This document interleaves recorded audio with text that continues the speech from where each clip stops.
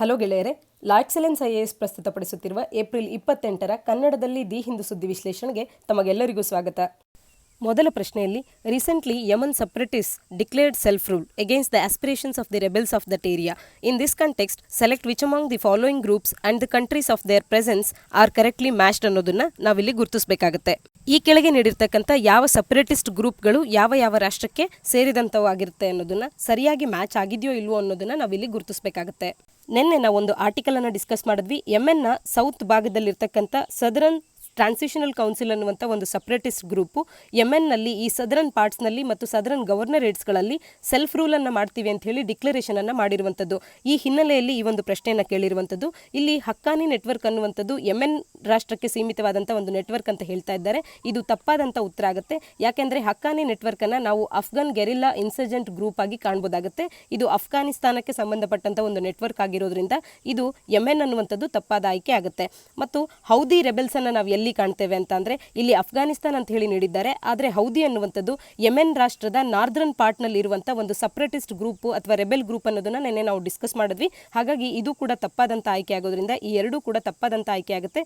ಇಲ್ಲಿ ಹಕ್ಕಾನಿ ನೆಟ್ವರ್ಕ್ಗೆ ಅಫ್ಘಾನಿಸ್ತಾನ ಅಂತ, ಹೌದಿ ರೆಬೆಲ್ಸ್ಗೆ ಯೆಮೆನ್ ಅಂತ ಆಗಬೇಕಾಗಿತ್ತು. ಇಲ್ಲಿ ಹಮಾಸ್ ಅನ್ನೋದನ್ನ ಪಾಕಿಸ್ತಾನ ಅಂತ ಹೇಳಿ ನೀಡಿದ್ದಾರೆ. ಆದರೆ ಹಮಾಸ್ ಪ್ಯಾಲೆಸ್ಟೈನ್ನಲ್ಲಿರ್ತಕ್ಕಂಥ ಒಂದು ಸುನ್ನಿ ಇಸ್ಲಾಮಿಕ್ ಫಂಡಮೆಂಟಲಿಸ್ಟ್ ಆರ್ಗನೈಸೇಷನ್ ಆಗಿದೆ. ಹಾಗಾಗಿ ಇದು ಕೂಡ ತಪ್ಪಾದಂಥ ಆಯ್ಕೆ ಆಗೋದ್ರಿಂದ ಇಲ್ಲಿ option D none of the above ಅನ್ನುವಂಥದ್ದು ಸರಿಯಾದ ಉತ್ತರ ಆಗುತ್ತೆ. ಎರಡನೇ ಪ್ರಶ್ನೆ ಕೇಳ್ತಾ ಇದೆ, it is recently agreed by many that the COVID-19 pandemic is the worst ever crisis in China since the Tiananmen square incident. The incident is in lime light for which of the following reasons ಅಂತ ಹೇಳಿ. ಚೀನಾದಲ್ಲಿ Tiananmen square ಇನ್ಸಿಡೆಂಟ್ನ ನಂತರದಲ್ಲಿ ಆದಂಥ ಒಂದು worst ever crisis ಆಗಿದೆ ಈ COVID-19 ಅಂತ ಹೇಳಿ ಹಲವರ ಅಭಿಪ್ರಾಯ ಆಗಿದೆ. ಈ ಹಿನ್ನೆಲೆಯಲ್ಲಿ ಟಿಯನನ್ಮೆನ್ ಸ್ಕ್ವೇರ್ ಇನ್ಸಿಡೆಂಟ್ ಅನ್ನುವಂಥದ್ದು ಯಾವ ವಿಚಾರವಾಗಿ ಆಗಿತ್ತು ಅನ್ನೋದನ್ನು ನಾವಿಲ್ಲಿ ಗುರುತಿಸಬೇಕಾಗುತ್ತೆ. ಟಿಯನನ್ಮೆನ್ ಸ್ಕ್ವೇರ್ ಇನ್ಸಿಡೆಂಟ್ ಅನ್ನುವಂಥದ್ದು 1989ರಲ್ಲಿ ನಡೆದಂಥ ಒಂದು ಇನ್ಸಿಡೆಂಟ್ ಆಗಿದೆ. ಪ್ರಜಾಪ್ರಭುತ್ವದ ಪರವಾಗಿ ಪ್ರಜಾಪ್ರಭುತ್ವವನ್ನು ಎತ್ತಿ ಹಿಡಿಬೇಕು ಅಂತ ಹೇಳಿ ಪ್ರಜಾಪ್ರಭುತ್ವದ ಕರ್ಟೇಲ್ಮೆಂಟ್ ಆಗ್ತಾ ಇದೆ ಅಂತ ಹೇಳಿ ಅದರ ವಿರುದ್ಧವಾಗಿ ಚೀನಾದ ನಾಗರಿಕರು ಟಿಯನನ್ಮೆನ್ ಸ್ಕ್ವೇರ್ ಅನ್ನುವಂಥ ಒಂದು ಸ್ಥಳದಲ್ಲಿ ಪ್ರೊಟೆಸ್ಟ್ ಅನ್ನ ಮಾಡ್ತಾರೆ. ಈ ಪ್ರೊಟೆಸ್ಟ್ ಅನ್ನ ಸಪ್ರೆಸ್ ಮಾಡೋದಕ್ಕೆ ಅಂತ ಹೇಳಿ ರೈಫಲ್ಸ್ ಗಳನ್ನ ಅವ್ರ ಕಡೆ ಶೂಟ್ ಮಾಡಲಾಗುತ್ತೆ. ಈ ಇನ್ಸಿಡೆಂಟ್ ನಲ್ಲಿ ಸಾವಿರಾರು ಮಂದಿ ಸಾವಿಗೀಡಾಗ್ತಾರೆ. ಹಾಗಾಗಿ ಇದೊಂದು ಬ್ಲಾಕ್ ಇನ್ಸಿಡೆಂಟ್ ಆಗಿದೆ ಚೀನಾದ ಹಿಸ್ಟ್ರಿಯಲ್ಲಿ. ಈ ಟಿಯನನ್ಮೆನ್ ಸ್ಕ್ವೇರ್ ಇನ್ಸಿಡೆಂಟ್ ನ ನಂತರದಲ್ಲಿ COVID-19 ಪ್ಯಾಂಡಮಿಕ್ ಅನ್ನುವಂಥದ್ದು ಚೀನಾ ಕಂಡಂತ ವರ್ಸ್ಟ್ ಎವರ್ ಕ್ರೈಸಿಸ್ ಅನ್ನುವಂಥದ್ದು ಕೆಲವರ ಅಭಿಪ್ರಾಯ ಆಗಿದೆ. ಇಲ್ಲಿ option D protest against curtailment of democracy, freedom of speech and press ಅನ್ನುವಂಥದ್ದು ಸರಿಯಾದ ಉತ್ತರ ಆಗುತ್ತೆ. ಮೂರನೇ ಪ್ರಶ್ನೆಯಲ್ಲಿ, a type of neuromuscular toxicity called acute neuromuscular paralysis which is a health issue to be addressed in many parts of the country and which is recently in news is caused by which among the following ಅಂತ ಹೇಳಿ ಕೇಳ್ತಾ ಇದ್ದಾರೆ. Acute neuromuscular paralysis ಅನ್ನುವಂಥದ್ದು ಇತ್ತೀಚೆಗೆ ಸುದ್ದಿಯಲ್ಲಿರ್ತಕ್ಕಂಥ ಒಂದು health issue ಆಗಿದೆ. ಇದು ಯಾವುದಕ್ಕೆ ಸಂಬಂಧಪಟ್ಟಂತ ವಿಷಯ ಅನ್ನೋದನ್ನ ನಾವಿಲ್ಲಿ ಗುರುತಿಸಬೇಕಾಗುತ್ತೆ. ಇದರ ಬಗ್ಗೆ ಕೂಡ ನಾವು ನಿನ್ನೆ ಒಂದು ಆರ್ಟಿಕಲ್ ಅನ್ನ ಡಿಸ್ಕಸ್ ಮಾಡಿದ್ವಿ. ಒಡಿಸಾದಲ್ಲಿ ಈಗ COVID-19 ನ ಹಿನ್ನೆಲೆಯಲ್ಲಿ ವೆಂಟಿಲೇಟರ್ಸ್ ಗಳ ಸಂಖ್ಯೆ ಹೆಚ್ಚಾಗ್ತಾ ಇರುವಂತದ್ದು ಒಂದು ವರವಾಗಿ ಪರಿಣಮಿಸುತ್ತೆ. ಅಂದ್ರೆ COVID-19 ನ ನಂತರದ ದಿನಗಳಲ್ಲಿ ಸ್ನೇಕ್ ಬೈಟ್ ನಿಂದ ಉಂಟಾಗ್ತಿರುವಂತಹ ಅಕ್ಯೂಟ್ ನ್ಯೂರೋಮಸ್ಕ್ಯುಲರ್ ಪ್ಯಾರಾಲಿಸಿಸ್ಗೆ ಟ್ರೀಟ್ಮೆಂಟ್ ಅನ್ನು ಮಾಡೋದಕ್ಕೆ ಈ ವೆಂಟಿಲೇಟರ್ಸ್ ಗಳ ಅವಶ್ಯಕತೆ ಬಹಳನೇ ಇತ್ತು. ಆದರೆ ಹೆಲ್ತ್ ಇನ್ಫ್ರಾಸ್ಟ್ರಕ್ಚರ್ ಅನ್ನುವಂಥದ್ದು ಸರಿಯಾದ ಮಟ್ಟಿಗೆ ಒರಿಸ್ಸಾದಲ್ಲಿ ಇಲ್ಲದರ ಕಾರಣವಾಗಿ ಹಲವಾರು ಸಾವುಗಳನ್ನ ಈ ಸ್ನೇಕ್ ಬೈಟ್ ನಿಂದ ಒರಿಸ್ಸಾ ಅನ್ನುವಂಥದ್ದು ಕಾಣಬೇಕಾಗಿತ್ತು. ಕಳೆದ 5 ವರ್ಷಗಳಲ್ಲೇ 3,500ಕ್ಕೂ ಹೆಚ್ಚು ಸಾವನ್ನ ಸ್ನೇಕ್ ಬೈಟ್ ನಿಂದ ಒರಿಸ್ಸಾದಲ್ಲಿ ಕಾಣಲಾಗಿದೆ. ಹಾಗೂ 2015ರಲ್ಲಿ ಒರಿಸ್ಸಾದಲ್ಲಿ ಸ್ನೇಕ್ ಬೈಟ್ ಅನ್ನ ಒಂದು ಸ್ಟೇಟ್ ಮಟ್ಟಿಗಿನ ಡಿಸಾಸ್ಟರ್ ಅಂತ ಕೂಡ ಅವರು ಕನ್ಸಿಡರ್ ಮಾಡಿದ್ರು. ವೆಂಟಿಲೇಟರ್ಸ್ ಗಳ ಸಂಖ್ಯೆ ಅಲ್ಲಿ ಹೆಚ್ಚಾಗ್ತಾ ಇರುವಂತದ್ದು ಅವರಿಗೆ ಒಂದು ವರವಾಗಿ ಪರಿಣಮಿಸಿದೆ ಅನ್ನೋದನ್ನ ಒಂದು ಆರ್ಟಿಕಲ್ ಅನ್ನ ನಿನ್ನೆ ನಾವು ನೋಡಿದ್ವಿ. ಇಲ್ಲಿ acute neuromuscular paralysis snake bite ಗೆ ಸಂಬಂಧಪಟ್ಟಂತ ಒಂದು ಹೆಲ್ತ್ ಇಶ್ಯೂ ಆಗಿರೋದ್ರಿಂದ ಆಪ್ಷನ್ ಸಿ ಸ್ನೇಕ್ ಬೈಟ್ ಅನ್ನುವಂಥದ್ದು ಸರಿಯಾದ ಉತ್ತರ ಆಗುತ್ತೆ. ಕಡೆಯ ಪ್ರಶ್ನೆಯಲ್ಲಿ, if India wants to import ventilators from Israel through the shortest possible sea route which among the following regions will not be crossed ಅಂತ ಹೇಳಿ ಕೇಳ್ತಾ ಇದ್ದಾರೆ. ಅಂದ್ರೆ ಭಾರತದವರು ಇಸ್ರೇಲ್ನಿಂದ ವೆಂಟಿಲೇಟರ್ಸ್ ಗಳನ್ನ ಆಮದು ಮಾಡ್ಕೊಳ್ಳೋದಾದ್ರೆ ಭಾರತದವರು ಶಾರ್ಟೆಸ್ಟ್ ಪಾಸಿಬಲ್ ಸಿ ರೂಟ್ ಅನ್ನ ಆಯ್ಕೆ ಮಾಡಿಕೊಂಡು ಬರೋದಾದ್ರೆ ಕೆಳಗೆ ನೀಡಿರ್ತಕ್ಕಂಥ ಯಾವ ವಾಟರ್ ಬಾಡೀಸ್ ಗಳನ್ನ ಭಾರತದವರು ಕ್ರಾಸ್ ಮಾಡೋದು ಬೇಕಾಗೋದಿಲ್ಲ ಅನ್ನೋದನ್ನ ನಾವಿಲ್ಲಿ ಗುರುತಿಸಬೇಕಾಗುತ್ತೆ. ಈ ಆರೆಂಜ್ ಕಲರ್ನಲ್ಲಿ ಕಾಣ್ತಿರುವಂಥದ್ದು ಇಸ್ರೇಲ್ ಆಗಿದೆ. ಇಸ್ರೇಲ್ನಿಂದ ಹೊರಟಂತ ನಂತರದಲ್ಲಿ ಗಲ್ಫ್ ಆಫ್ ಅಕಾಬಾವನ್ನ ಕ್ರಾಸ್ ಮಾಡಬೇಕಾಗುತ್ತೆ. ನಂತರದಲ್ಲಿ ಇದು ಸುಯೇಸ್ ಕ್ಯಾನಲ್ ಆಗಿರುತ್ತೆ. ಇದನ್ನ ಕ್ರಾಸ್ ಮಾಡಬೇಕಾಗುತ್ತೆ. ಇಲ್ಲಿ ಮ್ಯಾಪ್ಸ್ಗಳ ಮುಖಾಂತರವಾಗಿ ನಾವು ಅದನ್ನ ಉತ್ತರವನ್ನ ಕಂಡುಕೊಳ್ಳೋಣ. ಇಲ್ಲಿ ಈ ಆರೆಂಜ್ ಕಲರ್ನಲ್ಲಿ ನೀಡಿರ್ತಕ್ಕಂಥದ್ದು ಇಸ್ರೇಲ್ ಆಗಿದೆ. ಇಸ್ರೇಲ್ನಿಂದ ಹೊರಡುವಾಗ ಗಲ್ಫ್ ಆಫ್ ಅಕಾಬಾ ಇಲ್ಲಿರುವಂಥ ಇದು ಇಸ್ರೇಲ್ ಆಗಿದ್ರೆ ಗಲ್ಫ್ ಆಫ್ ಅಕಾಬಾವನ್ನು ನಾವು ತಲುಪಬೇಕಾಗುತ್ತೆ. ನಂತರದಲ್ಲಿ ರೆಡ್ ಸೀನಲ್ಲಿ ಬರ್ತೇವೆ. ಸುಯೇಸ್ ಕ್ಯಾನಲ್ ಇಲ್ಲಿರುವಂಥದ್ದು, ಹಾಗಾಗಿ ಸುಯೇಸ್ ಕ್ಯಾನಲ್ ಅನ್ನು ಕ್ರಾಸ್ ಮಾಡುವಂಥ ಅವಶ್ಯಕತೆ ಇರೋದಿಲ್ಲ. ನಂತರದಲ್ಲಿ ಗಲ್ಫ್ ಆಫ್ ಆಡನ್ ಅನ್ನು ಕ್ರಾಸ್ ಮಾಡಬೇಕಾಗುತ್ತೆ.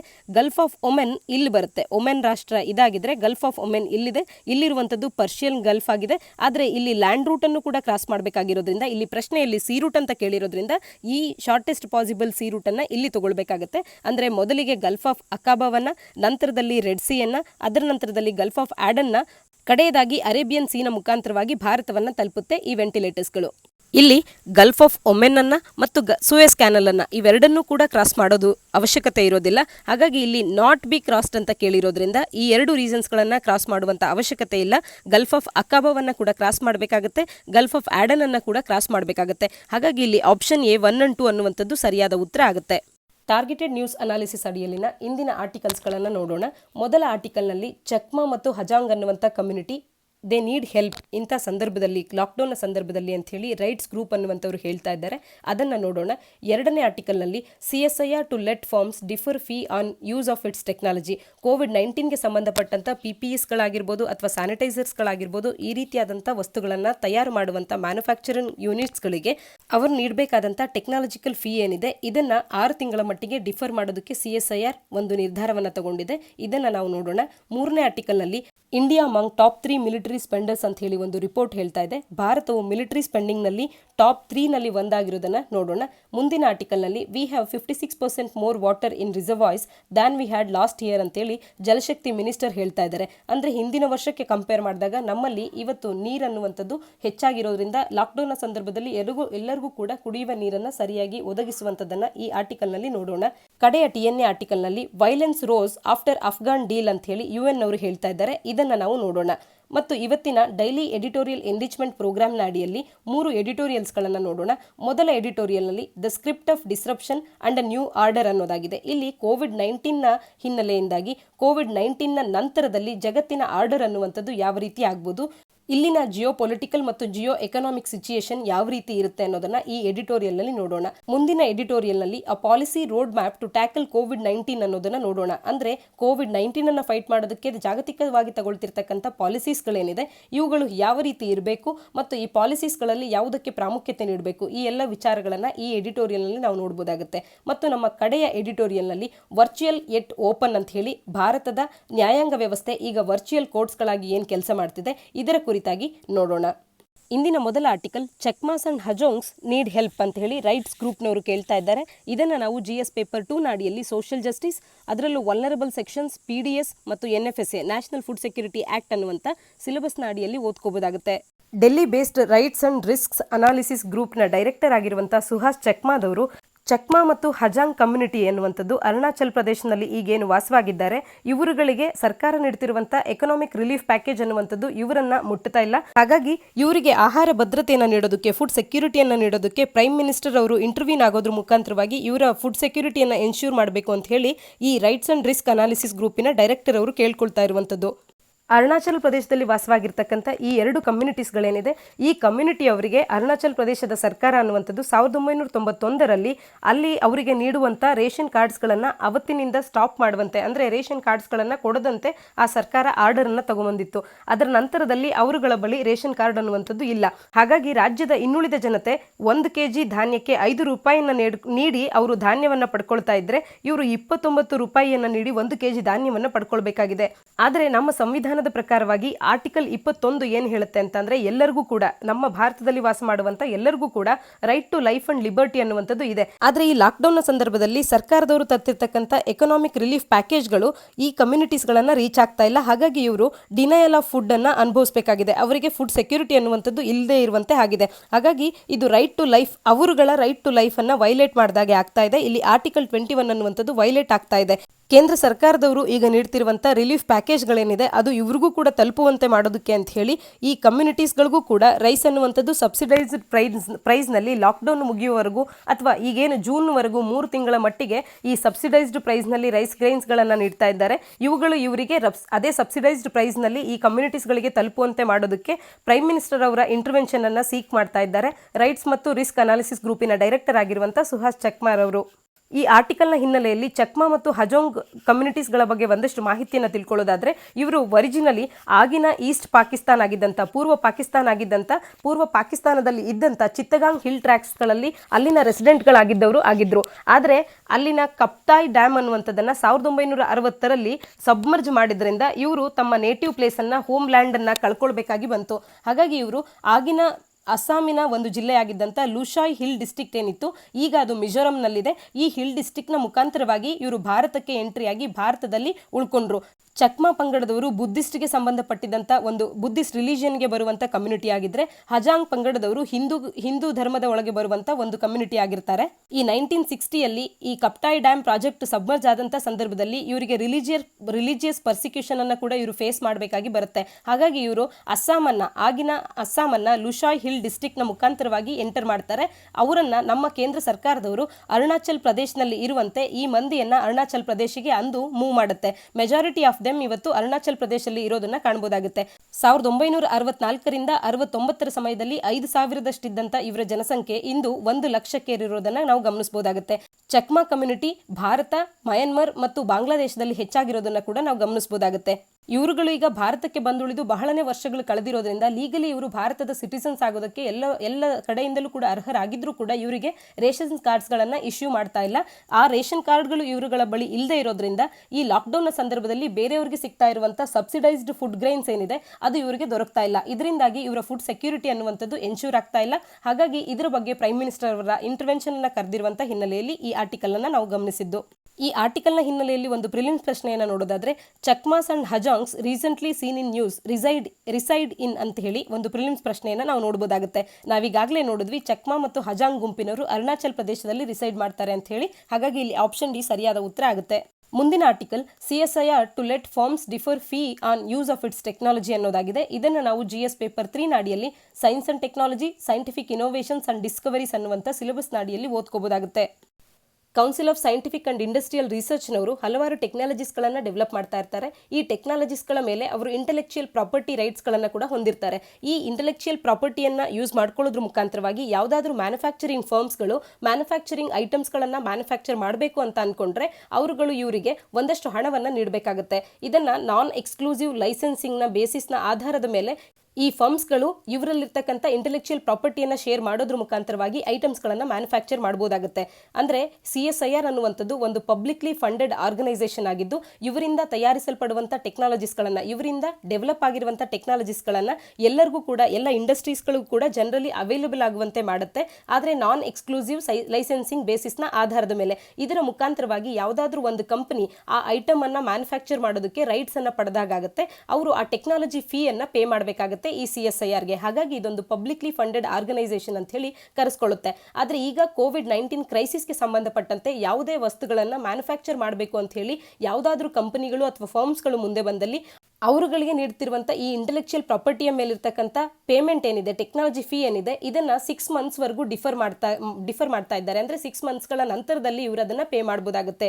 ಇದನ್ನು ಎಕ್ಸ್ಪೋರ್ಟ್ ಮಾಡೋದಕ್ಕೆ ಅಂತ ಹೇಳಿ ಅವರೇನಾದರೂ ತಯಾರು ಮಾಡ್ತಿದ್ರೆ ಅಂಥ ಸಂದರ್ಭದಲ್ಲಿ ಅವರು ಈ ಟೆಕ್ನಾಲಜಿ ಫೀಯನ್ನು ಪೇ ಮಾಡೋದ್ರ ಮುಖಾಂತರವಾಗಿ ಅವರು ಮ್ಯಾನುಫ್ಯಾಕ್ಚರ್ ಮಾಡಬೇಕಾಗುತ್ತೆ. ಆದರೆ ಡೊಮೆಸ್ಟಿಕ್ ಪರ್ಪಸ್ಗೆ ಅಥವಾ ಡೊಮೆಸ್ಟಿಕ್ ಯೂಸ್ಗೆ ಅಂತ ಹೇಳಿ ಈ ಟೆಕ್ನಾಲಜಿಯನ್ನು ಬಳಸ್ಕೊಳ್ತಾ ಇದ್ರೆ ಅಂಥ ಮ್ಯಾನುಫ್ಯಾಕ್ಚರಿಂಗ್ ಫರ್ಮ್ಸ್ಗಳು 6 ತಿಂಗಳವರೆಗೂ ಈ ಹಣವನ್ನು ಅಥವಾ ಟೆಕ್ನಾಲಜಿ ಫೀಯನ್ನು ಪೇ ಮಾಡಬೇಕಾಗಿರೋದಿಲ್ಲ CSIRಗೆ.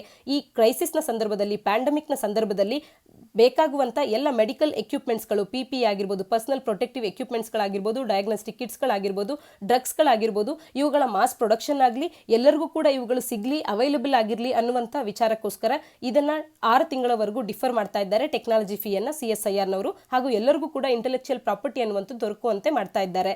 ಈಗಾಗಲೇ CSIRನ 38 ಲ್ಯಾಬ್ಗಳಲ್ಲಿ COVID-19ಗೆ ಸಂಬಂಧಿಸಿದಂತೆ 41 ಟೆಕ್ನಾಲಜೀಸ್ಗಳನ್ನು ಡೆವಲಪ್ ಮಾಡಿ, ಉದಾಹರಣೆಗೆ ನೋಡೋದಾದ್ರೆ 3D ವೆಂಟಿಲೇಟರ್ಸ್ಗಳಾಗಿರ್ಬೋದು ಅಥವಾ ಸ್ಯಾನಿಟೈಸರ್ಸ್ಗಳನ್ನು, ಡಿಫ್ರೆಂಟ್ ಕೈಂಡ್ಸ್ ಆಫ್ ಸ್ಯಾನಿಟೈಸರ್ಸ್ಗಳನ್ನು ಪ್ರೊಡ್ಯೂಸ್ ಮಾಡೋದಾಗಿರ್ಬೋದು, ಇವುಗಳನ್ನು ಈಗಾಗಲೇ ಹೆಚ್ಚಿನ ಸಂಖ್ಯೆಯಲ್ಲಿ ಮ್ಯಾನುಫ್ಯಾಕ್ಚರ್ ಮಾಡಲಾಗ್ತಾ ಇದೆ. ಇನ್ಯಾವುದಾದ್ರೂ ಫರ್ಮ್ಸ್ಗಳು ಕೂಡ ಮ್ಯಾನುಫ್ಯಾಕ್ಚರ್ ಮಾಡೋದಕ್ಕೆ ಮುಂದೆ ಬಂದಲ್ಲಿ, ಎಕ್ಸ್ಪೋರ್ಟ್ ಬೇಸಿಸ್ಗಲ್ಲ ಆದರೆ ಡೊಮೆಸ್ಟಿಕ್ ಯೂಸ್ಗೆ ಮುಂದೆ ಬಂದಲ್ಲಿ ಅಂಥವ್ರಿಗೆ 6 ಮಂತ್ಸ್ವರೆಗೂ ಕೂಡ ಪೇಮೆಂಟನ್ನು ಡಿಫರ್ ಮಾಡಲಾಗುತ್ತೆ ಅಂತ ಹೇಳಿ CSIRನವರು ಹೇಳಿರುವಂಥದ್ದು. ಈ ಆರ್ಟಿಕಲ್ನ ಹಿನ್ನೆಲೆಯಲ್ಲಿ CSIRನ ಬಗ್ಗೆ ಒಂದಷ್ಟು ಮಾಹಿತಿಯನ್ನು ತಿಳ್ಕೊಳ್ಳೋದಾದ್ರೆ, ಇದೊಂದು ಸ್ವಾಯತ್ತ ಸಂಸ್ಥೆ ಆಗಿದೆ, ಅಂದ್ರೆ ಅಟಾನಮಸ್ ಬಾಡಿ ಆಗಿದ್ದು ಭಾರತದಲ್ಲಿ largest research and development organisation ಆಗಿದೆ ಅನ್ನೋದನ್ನ ನಾವಿಲ್ಲಿ ಗಮನಿಸಬೇಕಾಗುತ್ತೆ. 38 ಲ್ಯಾಬೊರೇಟರೀಸ್ಗಳನ್ನ, 39 ಫೀಲ್ಡ್ ಸ್ಟೇಷನ್ಸ್ಗಳ ಅಥವಾ ಎಕ್ಸ್ಟೆನ್ಷನ್ ಸೆಂಟರ್ಸ್ಗಳನ್ನ ಇದು ರನ್ ಮಾಡ್ತಿರೋದನ್ನ ಕೂಡ ನಾವಿಲ್ಲಿ ನೋಡಬಹುದಾಗುತ್ತೆ. ಇದಕ್ಕೆ ಫಂಡಿಂಗ್ ಅನ್ನುವಂಥದ್ದು ministry of science and technology ಅವರಿಂದ ಆಗುತ್ತೆ ಮತ್ತು ಇದು ಅಟಾನಮಸ್ ಬಾಡಿ ಆಗಿರೋದ್ರಿಂದ ರಿಜಿಸ್ಟ್ರೇಷನ್ ಆಫ್ ಸೊಸೈಟೀಸ್ ಆಕ್ಟ್ 1860 ಇದರ ಅಡಿಯಲ್ಲಿ ರಿಜಿಸ್ಟರ್ ಆಗಿರೋದನ್ನ ಕೂಡ ನಾವು ಗಮನಿಸಬಹುದಾಗುತ್ತೆ.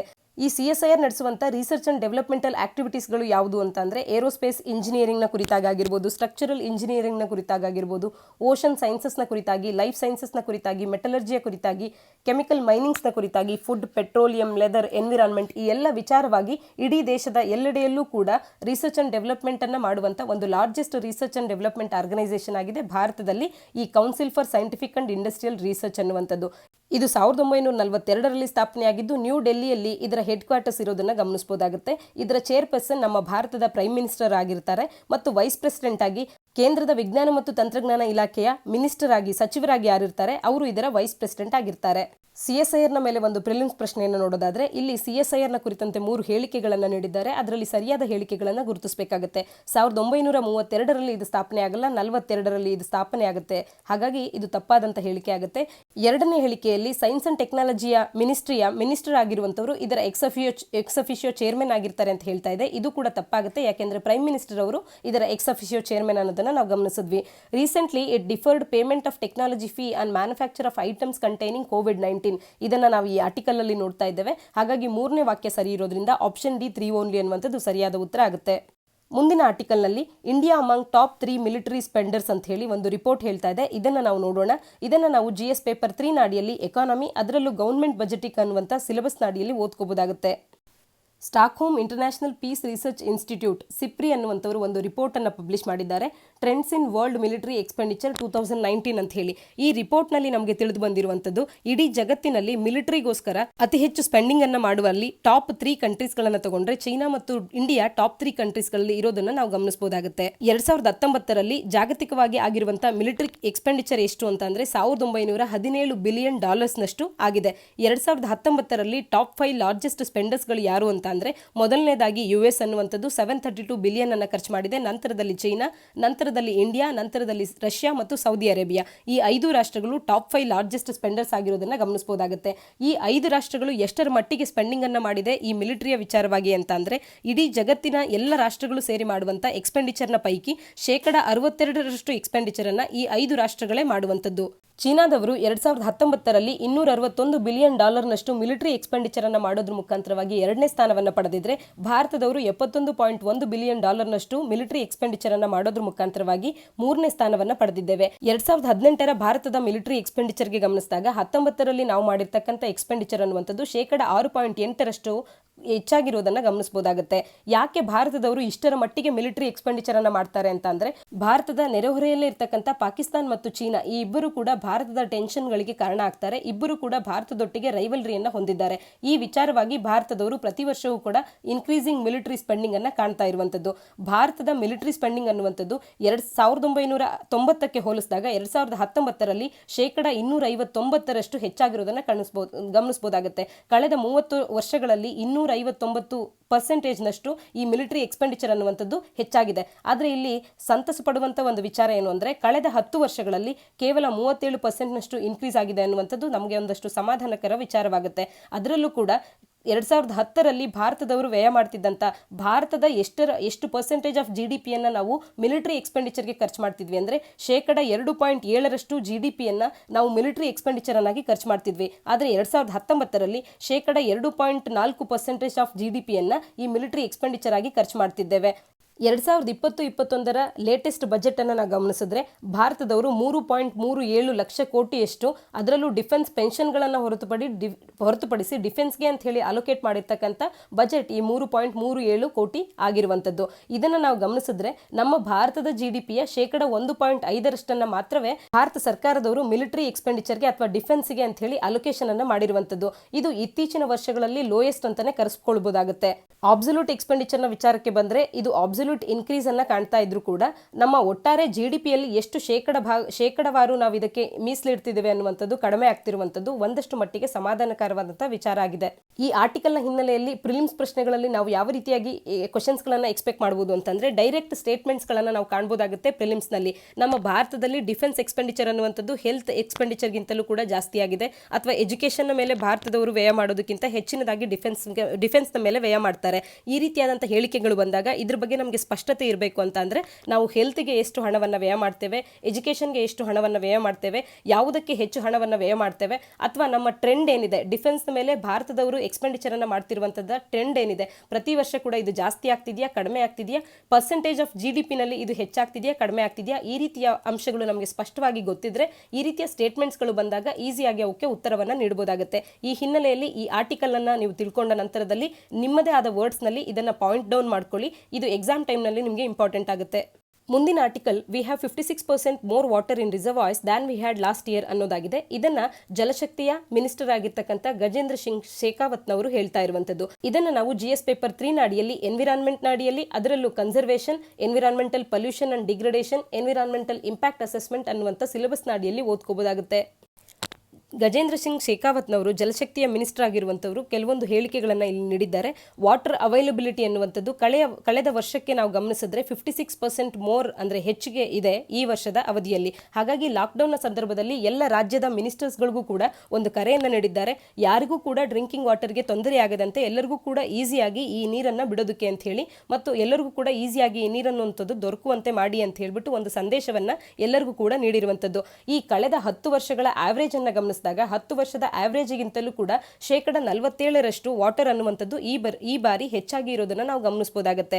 ಜಲಜೀವನ್ ಮಿಷನ್ ನ ಮೂಲಕವಾಗಿ ಎಲ್ಲ ಮನೆಗೂ ಕೂಡ ಪೈಪ್ ಡ್ರಿಂಕಿಂಗ್ ವಾಟರ್ ಅನ್ನ ಟೈಮ್ ಬೌಂಡ್ ಮ್ಯಾನರ್ ನಲ್ಲಿ ತಲುಪಿಸಬೇಕು ಅಂತ ಹೇಳಿ ಕೇಂದ್ರ ಸರ್ಕಾರದವರು ನಿರ್ಧಾರವನ್ನ ತಗೊಂಡಿದ್ರು. ಲಾಕ್ಡೌನ್ ನ ಹಿನ್ನೆಲೆಯಲ್ಲೂ ಕೂಡ ಈ ಜಲಜೀವನ್ ಮಿಷನ್ಗೆ ಸಂಬಂಧಿಸಿದಂತ ಕೆಲಸಗಳು ಮುಂದುವರಿತಾ ಇದೆ ಮತ್ತು ಇದರ ಉದ್ದೇಶವನ್ನ ಟೈಮ್ ಬೌಂಡ್ ಮ್ಯಾನರ್ ನಲ್ಲೇ ತಲುಪ್ತೇವೆ ಅನ್ನುವಂಥ ಒಂದು ಆಶಾಭಾವನೆಯನ್ನು ಕೂಡ ಅವರು ಹೊಂದಿರುವಂಥದ್ದು. ಈ ಆರ್ಟಿಕಲ್ನ ಹಿನ್ನೆಲೆಯಲ್ಲಿ ಜಲಜೀವನ್ ಮಿಷನ್ ಬಗ್ಗೆ ಒಂದಷ್ಟು ಮಾಹಿತಿಯನ್ನು ನೋಡೋದಾದ್ರೆ ಜಲಜೀವನ್ ಮಿಷನ್ನ ಮುಖಾಂತರವಾಗಿ 2024 ಎಲ್ಲ ಗ್ರಾಮೀಣ ಭಾಗದಲ್ಲಿರ್ತಕ್ಕಂಥ ಎಲ್ಲ ಮನೆಗಳಿಗೂ ಕೂಡ ಪೈಪ್ಡ್ ವಾಟರ್ ಸಪ್ಲೈಯನ್ನು ಮಾಡುವಂಥ ಉದ್ದೇಶವನ್ನು ಕೇಂದ್ರ ಸರ್ಕಾರದವರು ಹೊಂದಿರುವಂಥದ್ದು. Functional household tap connections ಅಂದರೆ ನಲ್ಲಿಯ ಕನೆಕ್ಷನ್ ಅನ್ನು ಎಲ್ಲ ಮನೆಗಳಿಗೂ ಕೂಡ ಕೆಲಸ ಮಾಡುವಂಥ ನಲ್ಲಿಯ ಕನೆಕ್ಷನ್ಸ್ಗಳನ್ನು ಎಲ್ಲ ಮನೆಗಳಿಗೂ ಕೂಡ ನೀಡಬೇಕು ಅನ್ನುವಂಥದ್ದನ್ನು 2024 ಪೂರೈಸಬೇಕು ಅಂತ ಹೇಳಿ ಕೇಂದ್ರ ಸರ್ಕಾರದವರು ಯೋಜನೆಯನ್ನು ಹಾಕಿಕೊಂಡಿರುವಂಥದ್ದು. ಇದರ ಮುಖಾಂತರವಾಗಿ ಹಳ್ಳಿಯಲ್ಲಿರ್ತಕ್ಕಂಥ ಪ್ರತಿಯೊಬ್ಬ ಪರ್ಸನ್ಗೂ ಕೂಡ ಒಂದು ದಿನಕ್ಕೆ 55 ಲೀಟರ್ ಆಫ್ ವಾಟರ್ ಅನ್ನ ಸಪ್ಲೈ ಮಾಡಬೇಕು ಅಂತ ಹೇಳಿ ಈ ಯೋಜನೆಯ ಅಡಿಯಲ್ಲಿ ಇರುವಂತದ್ದು. Integrated demand and supply side management of water ಅನ್ನ ಲೋಕಲ್ ಲೆವೆಲ್ ನಲ್ಲಿ ಮಾಡಬೇಕು ಅಂತ ಹೇಳಿ ಈ ಒಂದು ಮಿಷನ್ನಿನ ಕಾಂಪೊನೆಂಟ್ ಆಗಿರುವಂತದ್ದು.